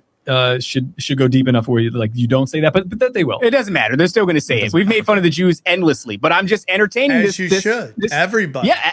100%. And that's the thing too, going back to that, like blessing Israel. That doesn't mean I'm giving my fucking money to Netanyahu. That means I'm praying for a people and a nation to come to their senses, stop destroying this planet, stop engaging in sin, realize that Jesus Christ already came, stop waiting for your Moshiach. This is the second coming, dumbass, and turn to Christ, repent and have salvation. Like there's no greater blessing than that. That does not mean, cheer on Mossad as they fuck kids on an island or, any of these other goofy ass things that whatever Christian Zionists are doing or something like that. But I'm just saying that's a really interesting thought process. You make a promise to a people and say, all these other fallen gods have chosen a people. You know what? I'm going to get in. I'm going to choose my people. I'm going to make a promise to them and I'm going to hold that promise. And then for thousands of years, Satan goes, hold my beer, watch this shit. And he makes them all retarded. You think God's going to go like, they're kind of retarded now. I guess I'm going to bail on that promise. Like, I can kind of see how this dude is going to stick to his guns. This dude, God, is going to stick to his guns. If that's what's happening, I think in my limited, capacity being on this planet for 100 years, if I'm lucky, I can kind of wrap my head around that. It's very interesting. It's like, and also we're putting our mortal views of good and evil onto things. And it's such an enigma, dude. It's a real puzzle. I'm retarded, so I'm just wrestling with these ideas. We're watching a lot of this stuff play out. And like you said in the beginning, Sam, like you kind of have to be fluid. Like, okay, that's happening here. Where am I getting caught up in my emotion? Am I looking at what am I looking at some prophecy? Am I looking at like current news? Am I using my brain, or am I just angry about them poisoning the wells? Yeah. It's like, you know why? Because something did happen. I don't know if you guys saw this, but over the last 2 years, once fucking, Elon came out and he lifted the ban hammer off of X, the conversation started getting seeded and nudged.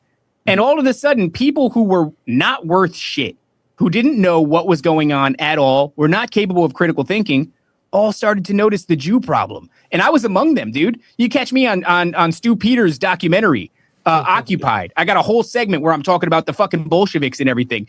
But I pulled back and I was like, wait. Why is everybody being fed this right now? Like, is it just this wonderful time where like information is flowing freely and the right information? Is that part of the prophecy as well? Everybody turning on Israel?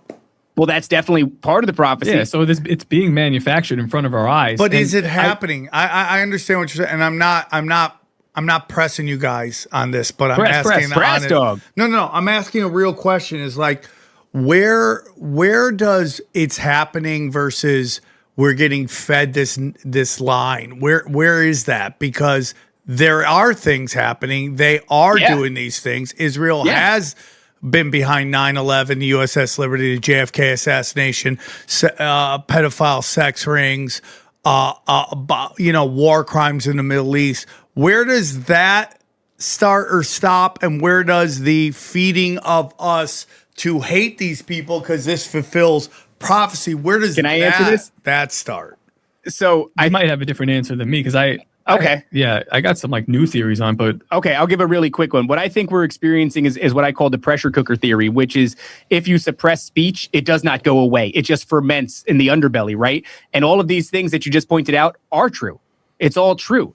But if it was allowed to be discussed, we could have figured out a viable, reasonable solution decades and decades ago, a long time ago, 50 years ago, 60 years ago, whatever. We could have figured something out. But instead, all these crimes are happening and we're forced to not be able to talk about it. That creates this pressure cooker effect. All of a sudden, this dude comes along, buys Twitter, and cracks the fucking valve.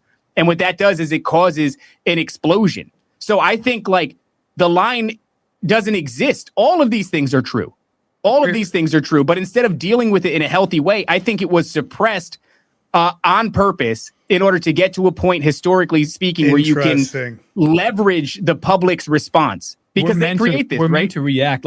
We're meant to react, yeah. I got interviewed by Jake Shields at Bohemian Grove, and like one of the things I asked him was, okay, so you've garnered this following of, I don't know, like 1 million young dudes. Now what? And he was like, I don't know.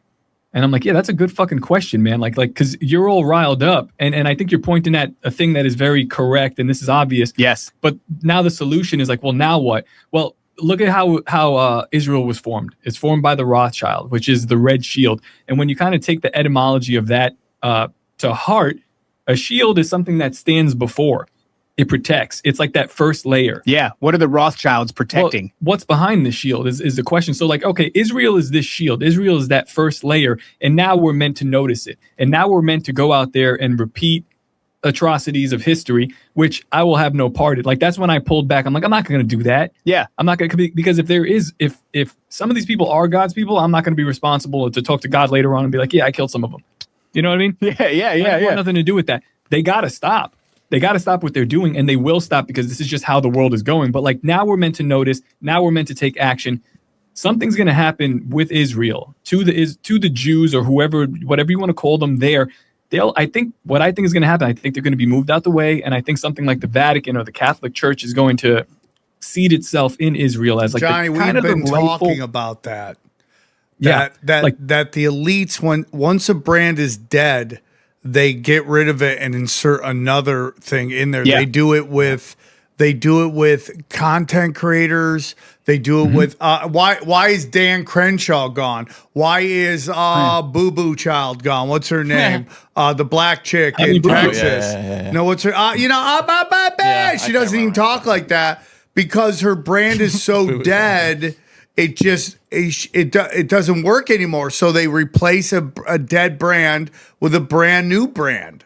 Yeah, that's like, say you wanted to, like, you had your eyes on a city and you really thought it was like primo real estate and you wanted to go in there and scoop everything up, but you didn't like the prices. If you could just manufacture some crisis and get a bunch of retards to go out and march and firebomb their own fucking cities. Well, what Disney did, Disney bought up like they bought some of Orlando, and then the spots that they couldn't buy, they buy it under like a shell company. So some other entities buying it, but realistically it's Disney. And in this case, maybe it's the Vatican. I like that idea of the Jesuits kind of. There is a power that be that's behind the scenes that is ready to move these guys out the way and claim this land. And there's something special about no, I think that you're land. honest. I've been saying that, dude. I've also said that some of the flooding of the Muslims into Europe, could it be at some point they go, hey, Europeans, we got this Greater Israel project over here, and it's wide open land, and Europeans are way easier to manage than Muslims. So sacrifice,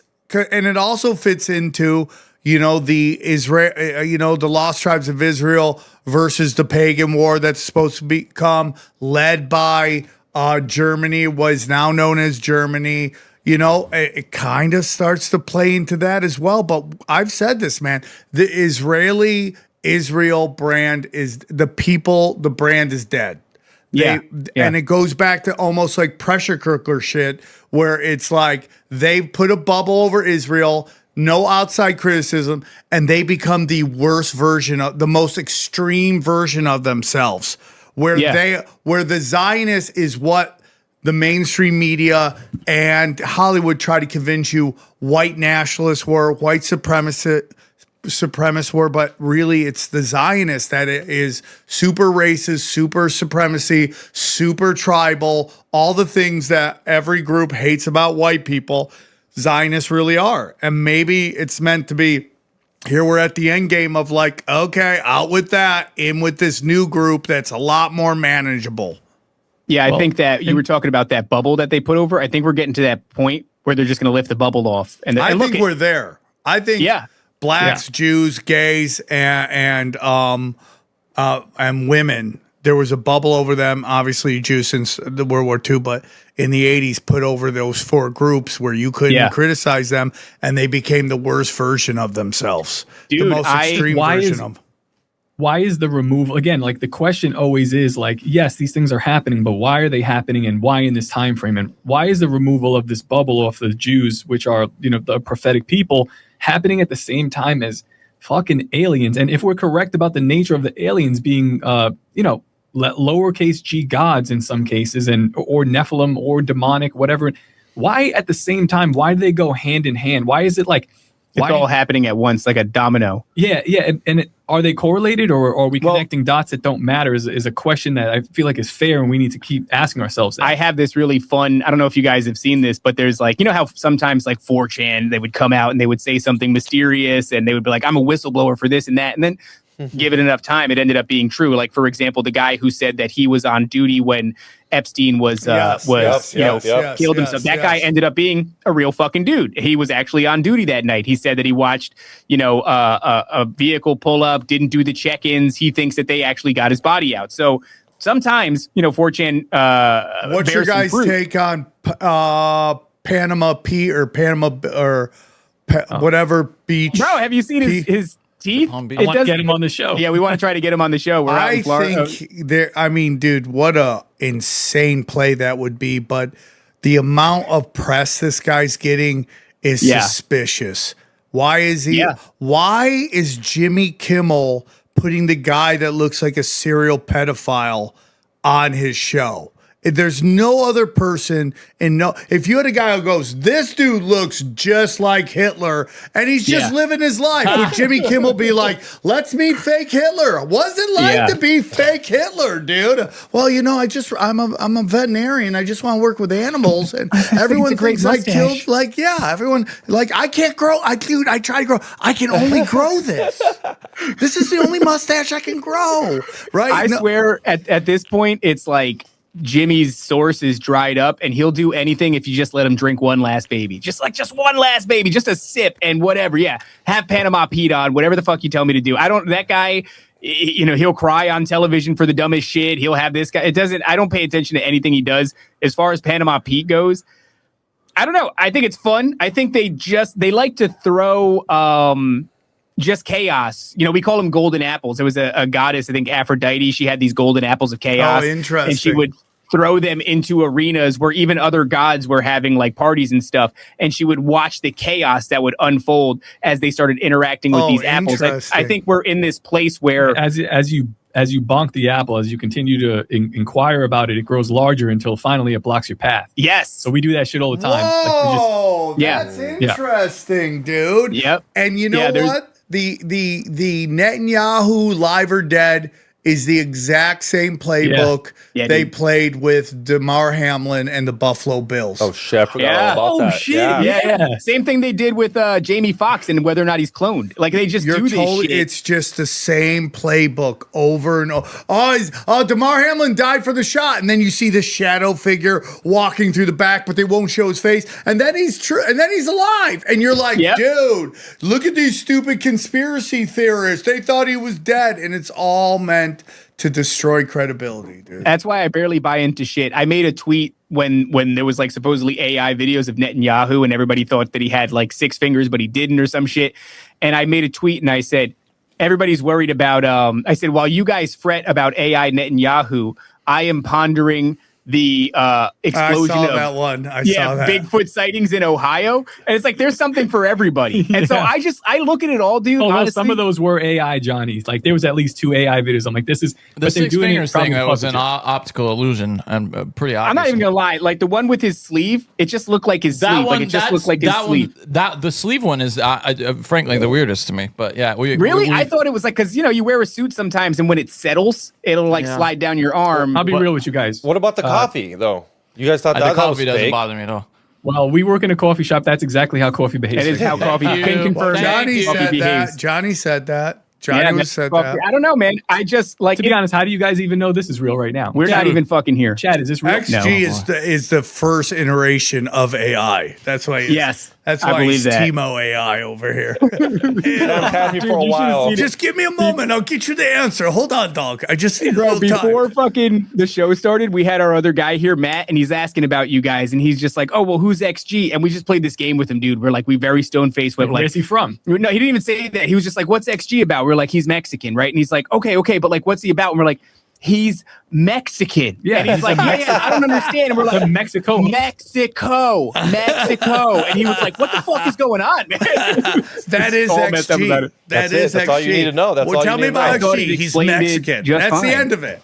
And he has bad knees, but he snowboards. It just makes no sense. And occasionally he microdoses here. Bad knees, heavy legs. Johnny, what's wrong with your legs? My legs are okay. Johnny's got the best legs, dude. You should see him in stockings. Very slender and shiny. So this 4chan post, right? Oh shit! Yeah. It's given a bunch of predictions, and this guy's talking about World War III and alien invasion. And this is all speculative shit. This is just fun. This is how I look at conspiracies nowadays. Does it make me smile? If not, I don't want anything to do with it. So this came out on June of 2025, and it's this long list of steps that are going to take place having to do with World War III and, ultimately aliens. I'm not going to go through the whole thing, but some of the funner points, I suppose you can call them fun. After Israel breaks ceasefire and strikes Iran, Iran's going to hit Gulf oil fields and U.S. bases. This is going to cause oil prices to skyrocket. We're going to send some aircrafts that way, and we're going to succeed after a failed attempt with an amphibious invasion. And there's going to be a civil war in America to like half anti-war movement, and the other half. America's going to split in half because of this. There's going to be rolling blackouts because of the energy crisis caused by the oil fields getting struck. By the way, guys, we are at amphibious invasion. Oh yeah, it actually did. They just rolled out amphibious shit. I don't know anything about it. I can barely read. Fuck out of LA, dude. Yeah, I mean, I have a generator. I have a generator. Need water, generator. For somebody else, for a bunch of strong black men. Yeah, we need a boat. We need a boat. Where are we going to get a boat, dude? Buy a boat, get the fuck out of here. So, we need to have one waiting. Let's all go in on a fat boat for about 12 people. Can anyone drive the boat? I'll learn how. Johnny, that's why Johnny's here. That's why you have nerd dorks. I think driving a boat's pretty easy, actually. It's not that hard. Yeah. So, or get a pontoon, or the one where you pedal with your feet. Yeah. So, just a swan. We'll just take a paddle swan out there. Or get your own amphibious. Leave your shit. Paddle. Craft. I don't know what the fuck an amphibious craft is, but so there's going to be rolling blackouts in third world countries. So all the brown people are going to be totally screwed. This goes back and forth for a while. There's a bunch of crap. NATO gets involved, Russia, Poland, Baltics, yada, yada, yada. 50 to 150 tactical nukes are going to be used in high atmosphere, which is just big bombs in the sky, which is, crazy. Israel, this is all according to this thing. Israel is going to be destroyed, and the Palestinians are going to be wiped out with it. I'm sure you're going to have to bleep that. God bless Israel. Air travel is going to come to an end. Crime and chaos everywhere. It's going to be 3 weeks of big bomb events. After that, fake alien invasion begins. Now, this is actually really exciting because I've been praying a lot. And I've been praying that I'm among the first people to be able to kill one of these things in a public way so that people can see that they bleed, right? So Majestic 12, apparently, I don't fucking know, releases synthetic alien soldiers, PLF, something life forms. I forget what the P stands for. So these synthetic things, good news, guys. I think we got a chance at being able to kill them early. I don't know about the other things that are going to come later, but the synthetic things that they're going to roll out that are made in deep underground military bases and shit like that, those things we're going to be able to fuck up. And that's going to be a lot of fun. Apparently, they're going to hunt survivors. FEMA camps. If you have a conspiracy bingo card, FEMA camps are going to get involved. If you thought it was bad being designated, essential terrorist? No, not domestic terrorists. Essential during COVID. Now FEMA camps are going to classify people as useful versus undesirables, which is very cool. I don't know if that's going to be done by race. By 2027, 5 billion people are going to be dead. So awesome. And the fake aliens are going to be defeated with the help of real ones, which is actually kind of plausible in my opinion, given that I think these things are going to present themselves as savior figures. But so FEMA camps are coming soon. What's that? Those T-shirts. You got those FEMA T-shirts. Well, I hope we're all in the same FEMA camp.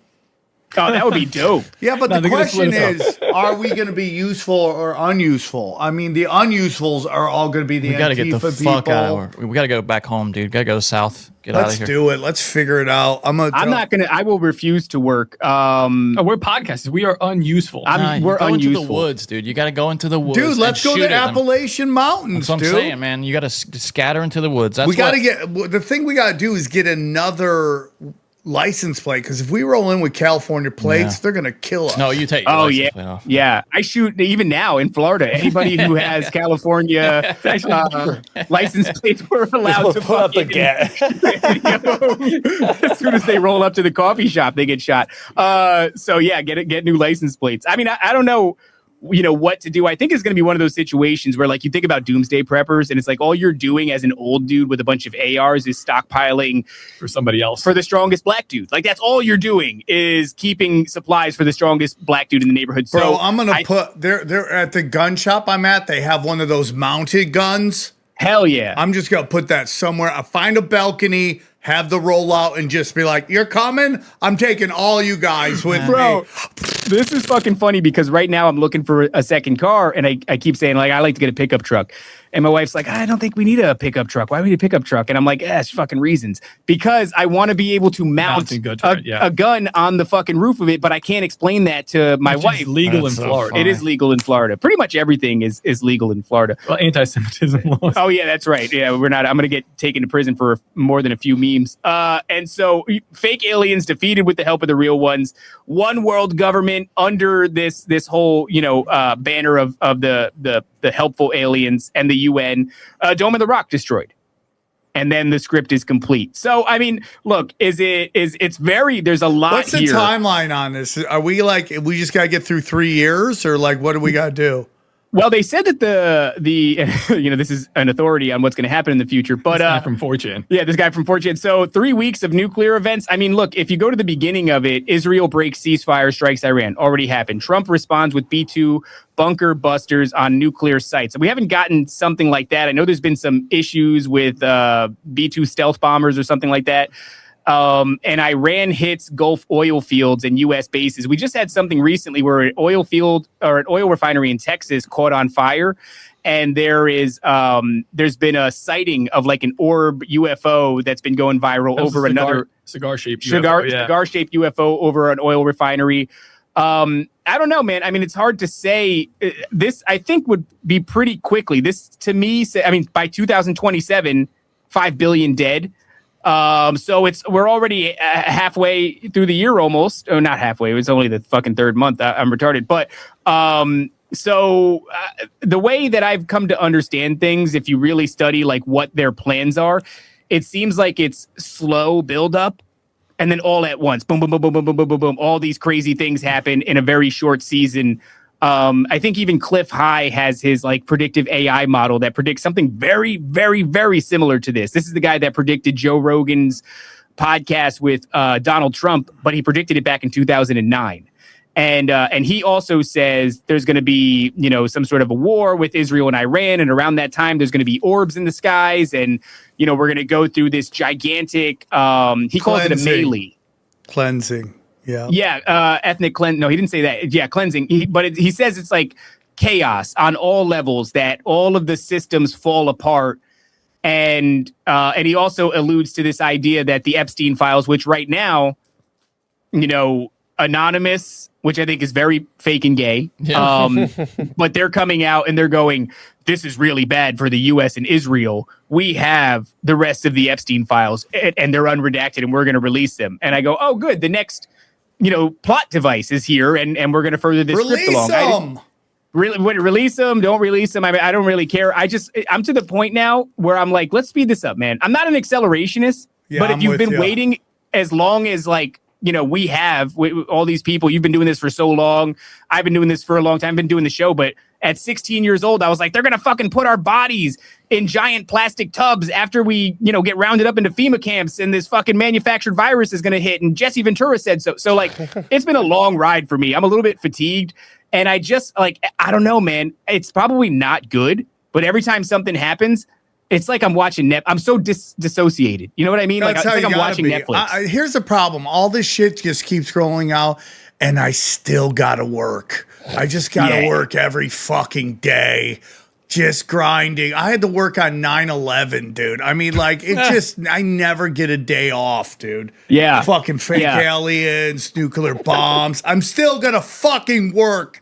I want a day off. I hope they nuke the shit out of us so I can go to bed and take a nap. I'll tell you what, man. That's exactly how I feel. I'm watching all this shit and I'm going, I got to be in the coffee shop and somebody's got to turn these fucking cameras on. Somebody's got to sit here and lie to the people. And I'll tell you what, man. If we're in the middle of this fake alien invasion and the synthetics are on the ground and I'm not getting my Amazon packages, I will be issuing bad reviews. I will be still upset. As much as I'm you shouldn't have to go to work, I'm get me my fucking life straw because I'm going to have to drink out of some puddle soon when this shit goes off, All right, guys. Great show, dude. Oh, real quick. So we'll wrap it up here.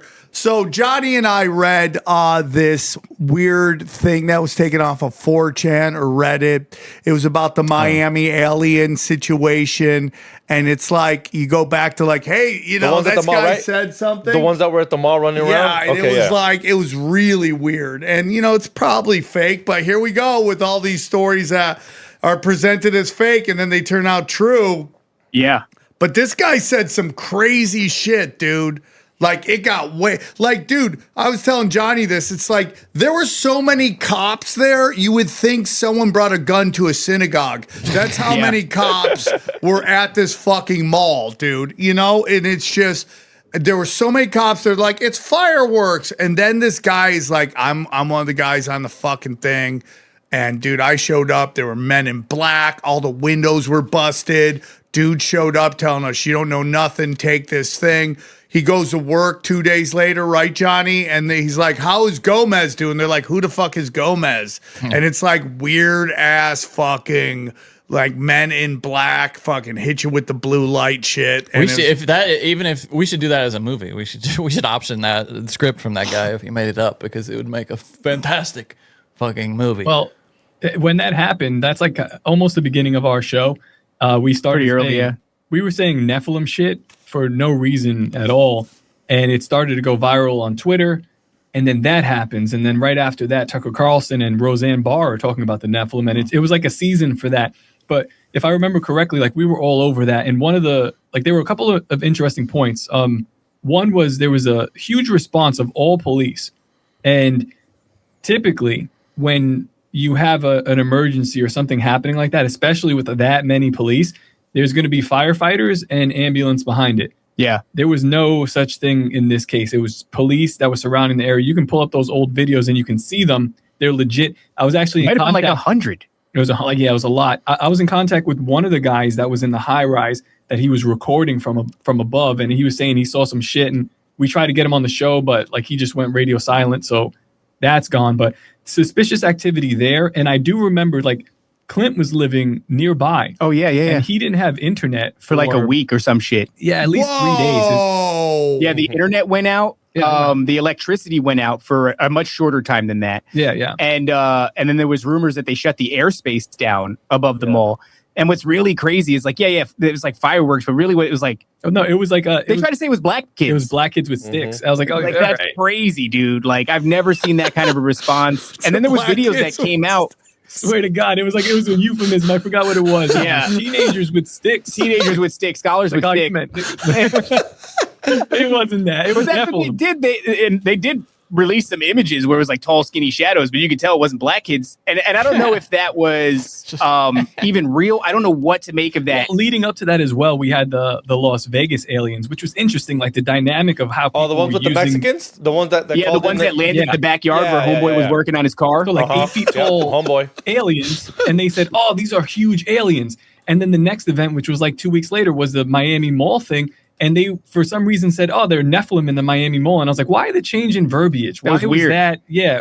And then everyone starts talking about that, and that's presented into the zeitgeist. And look, great branding for us, great timing for us. You know, like Nephilim Deathsquad, while all of a sudden Nephilim is going viral, is really fantastic place to be.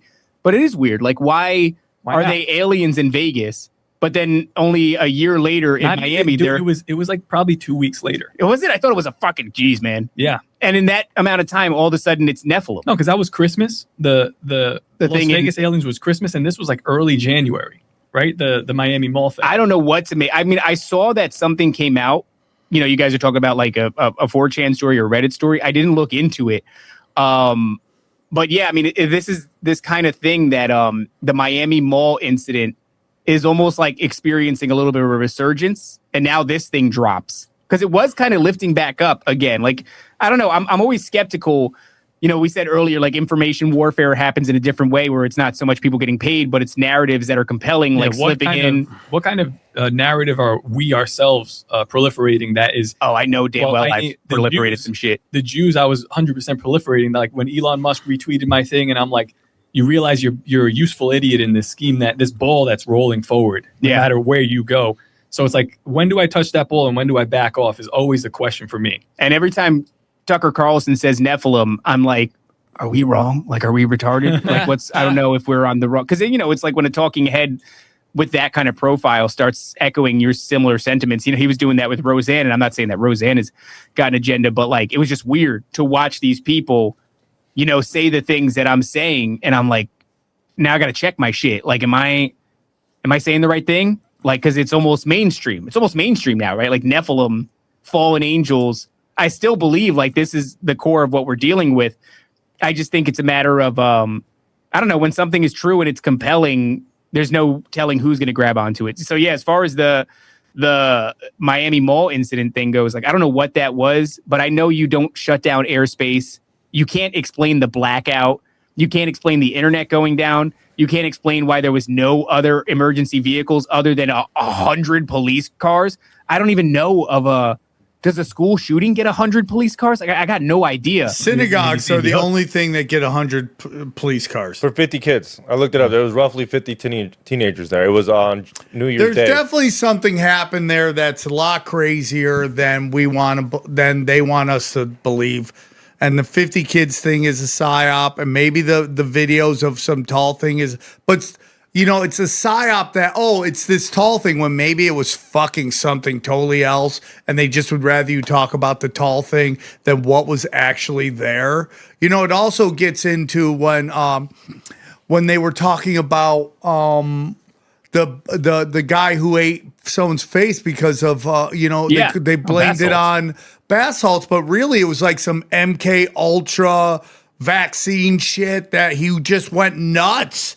And they just blamed it on bath salts. Now none of us can smoke bath salts anymore. Oh man! Because we're going to eat our remember the face peelers, dude, in fucking Peru, where it's like, you know, they're saying that it's dudes that are working in a mine that are assaulting the locals, and then you go there and the locals are like, no, dude, it's like floating like mech suit men who look like Green Goblin from Spider-Man, minus the helmet and minus the green.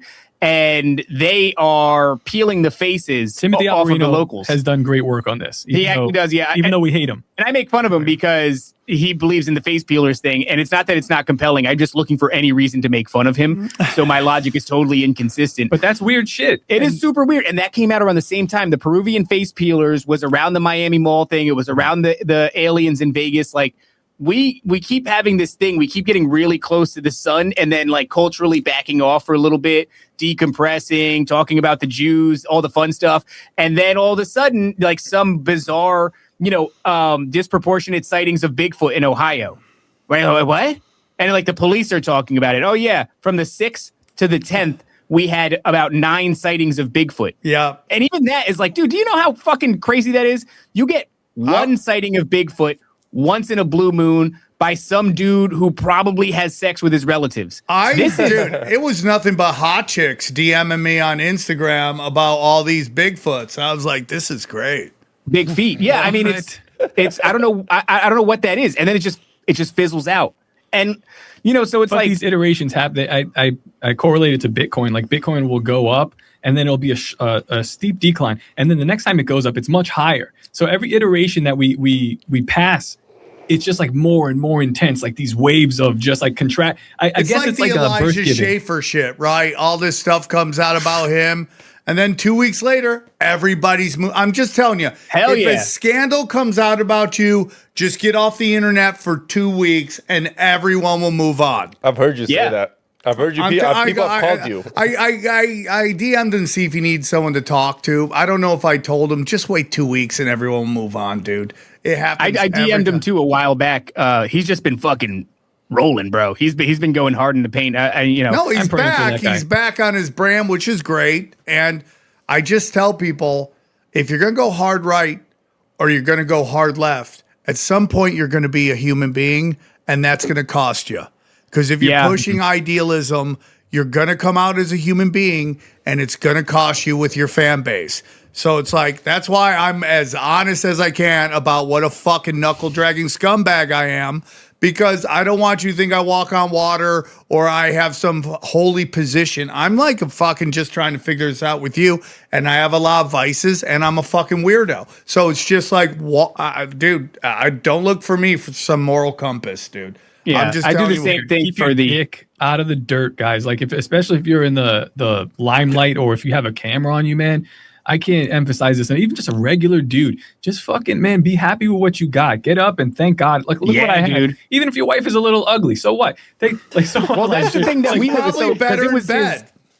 It was his. Maybe. It was like his co-host, and that's what I'm trying. I tried to tell him. I was like, dude, there's one thing that I live by. He never responded to this, but there's one thing that I live by. And it's like never have sex with your co-host. And but he never. Yeah, Dude, that's how it is in comedy right now. I look at these female comics like they're androgynous robots. I tell the story. Yeah. I'm playing a gig in San Diego. The waitress is. You were there, right? I was there, yeah. Do you remember how gorgeous that waitress was? Amazing. And I'm like, all my monkey DNA is like, and I'm just like, androgynous robot. Hello, hi, how are you? Thank you, goodbye. And that's just how you got to go, dude. You can not with the Talking female UXG. staff and the fuck. No, his girlfriend was there, so he had to be on. Yeah, I was on, All right, my good. best behavior. You better behave, bro. I'm watching you, man. I see you. piss off Actually, Spanish he chicks, wants to dude. be scandalous. He just can't do it.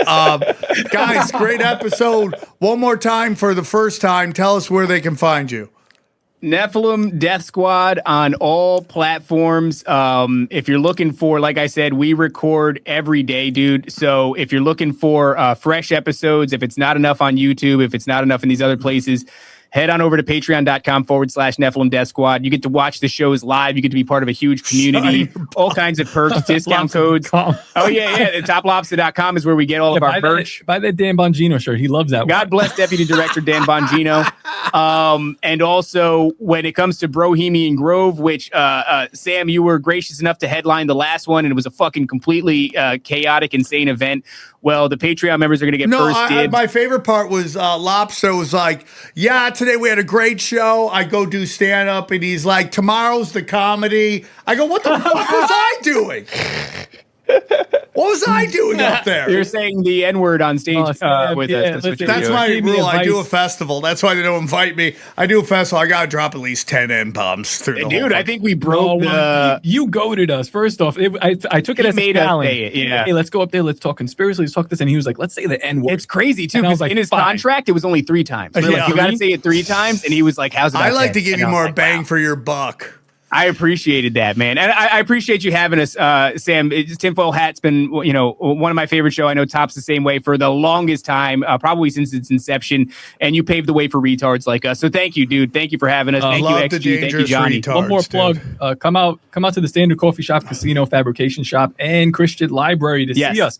Yeah, come say hi. Yeah, And, Standard Coffee Shop in Lady Lake, Florida. I want to do a thing like more in real, like we have people come every week at least from probably a different state. Some are local in Florida, and they come and they hang out. We talk with you for however much time we have, and it's good. Like we're meeting these people face to face. They're exactly what you think they'd look like. Hideous. But that's why I wanted to do this thing. Like I don't want to fucking sit behind a camera and a computer all the time. Like this is cool to actually meet the people and say, all right, this is a community, and like, when shit goes down, the name of this place is the Standard because it's the standard bearer. That's where you go during a war when you need to regroup. That's what it is. He's the guy that holds the flag. So we come back here, we regroup. When shit hits the fan, come over here, Sam. All right. Yeah, man. I want to get out of here tomorrow. I might make my play. All right, guys. Great show. Thank you guys so much. Let's break it down. All right, guys. Nephilim Deathsquad. What'd you guys think? Dude, we got to go to that coffee shop. Okay, we got to go. And I think the Nephilim Deathsquad owes XG an apology for all the editing he's going to have to do with all the F-bombs, I'll be honest, I don't know because I haven't ran it through the edit program. I think it's less. Last time it was 120 F-bombs with these fools. So I don't think they've been the max, which is not surprising. It was, Well, I think didn't they drop another F word in like the first minute or whatever? They really are Legion of Skanks meets Tinfoil Hat. Yeah. That's why they're doing so well, because they have great energy. People love them. They're very knowledgeable, dude. I will say, did you bump it all on? They shit on a term that you are fond of, the starseed thing. They were like, "Oh, Yeah, I mean, I get that too. I get that too. what do you think of that though? Do I think God Starseed, sent down people? Maybe the term is weird, but I mean, do I think Jesus was starseed? No. Maybe I said that before, but I don't think he is. I think he was sent down to teach us how to survive in this crazy energy field we live in. This might be like a different thing. You know who La Russell is? Who? The rapper from the Bay, La Russell. No. He just got signed. Well, Did you ask Johnny from Yeah, North I don't know why. Carolina? But You knew you know who he is? La Russell? No, well, the guy dude, that dang at the I'm Super Bowl? 53. All right, well, I'm I'm 53. I don't know. You guys are on Instagram. basically he made a song saying God sent. He was saying Diddy, Martin Luther King was God sent. Kanye West was God sent. Then he said Trump was God sent. Then he said Hitler was God sent. Then he said, and then he got canceled. And he was just trying to say like we're all made from God. Yeah. And it's just saying he think the wrong wordage. Yeah, you can't go pro Hitler. Yeah, dude. he was trying to go pro Hitler, pro Jeffrey Epstein, and he just got signed to Rock Nation. It's just funny. It's the wordage. Took a big swing there. Yeah, Took a big swing. Yeah. Well, yeah. it's also like that one influencer who's just getting knocked out all the time. He got punched in the face. What? Really? Oh, Yeah, that's there's this boxer rapper guy who got knocked in the face, got elbowed by Tiki the night before. That giant black Larry Wheels. something. Yeah, Larry Wheels. Slapped him in the face, and he just blew up. So the next night he got elbowed, just blew up. He must be asking people to do it. No, right? he's totally. Yeah. It's like that's his thing now. He's like, oh, I get a lot of views. God, dude, that if I get sucks. shit kicked out, and that's the reality he wants to live He's in. trapped. Yeah, he's trapped in that because that's what gets him famous. And that's gonna get old fast. Yeah, dude. So you really get some brain damage. You really get really hurt. It was a great show, dude. If you go to my website, you go to samtripoli.com. Joe Frazier of Raleigh, social media North Carolina, Atlanta with Brett Binkley and Howie Dewey, Hamilton, Canada, Toronto, Ontario, Dallas, Fort Worth, Huntington Beach. I'm shooting my special at the Creaking Cave in Austin, May 22nd. Grab your tickets, please. Albuquerque. The 1000th episode of Tinfoil Hat sold out. Then August 13th, 14th, Joke World Festival, September through the 19th, Lawrence, Kansas, Tulsa, and then Austin, finishing it out. Hopefully new dates will come. That's all I got to say. That was great. If you go to samtripoli.com, premium content on fire. My thumbnails on fire. I'm one of the best thumbnails guys. I can only do it with me in it. That's it. Kurt Metzger shows. Austin Picard, Brad Binkley shows, Deep Conspiracy Rewinds. Johnny, talk about Cash Daddies and why it's important that people join. Great community there. We have a Discord over at Cash Daddies where people share ideas, and you can ask your questions every week of Howie, who knows his shit, man. Learn about your investing. Make some retirement, money, all that. honey. Obviously, investing is a risk, but he's been beating the S&P for a long time. Go down, Chaos Twins working on that. I'll have more stuff on that. T-shirts.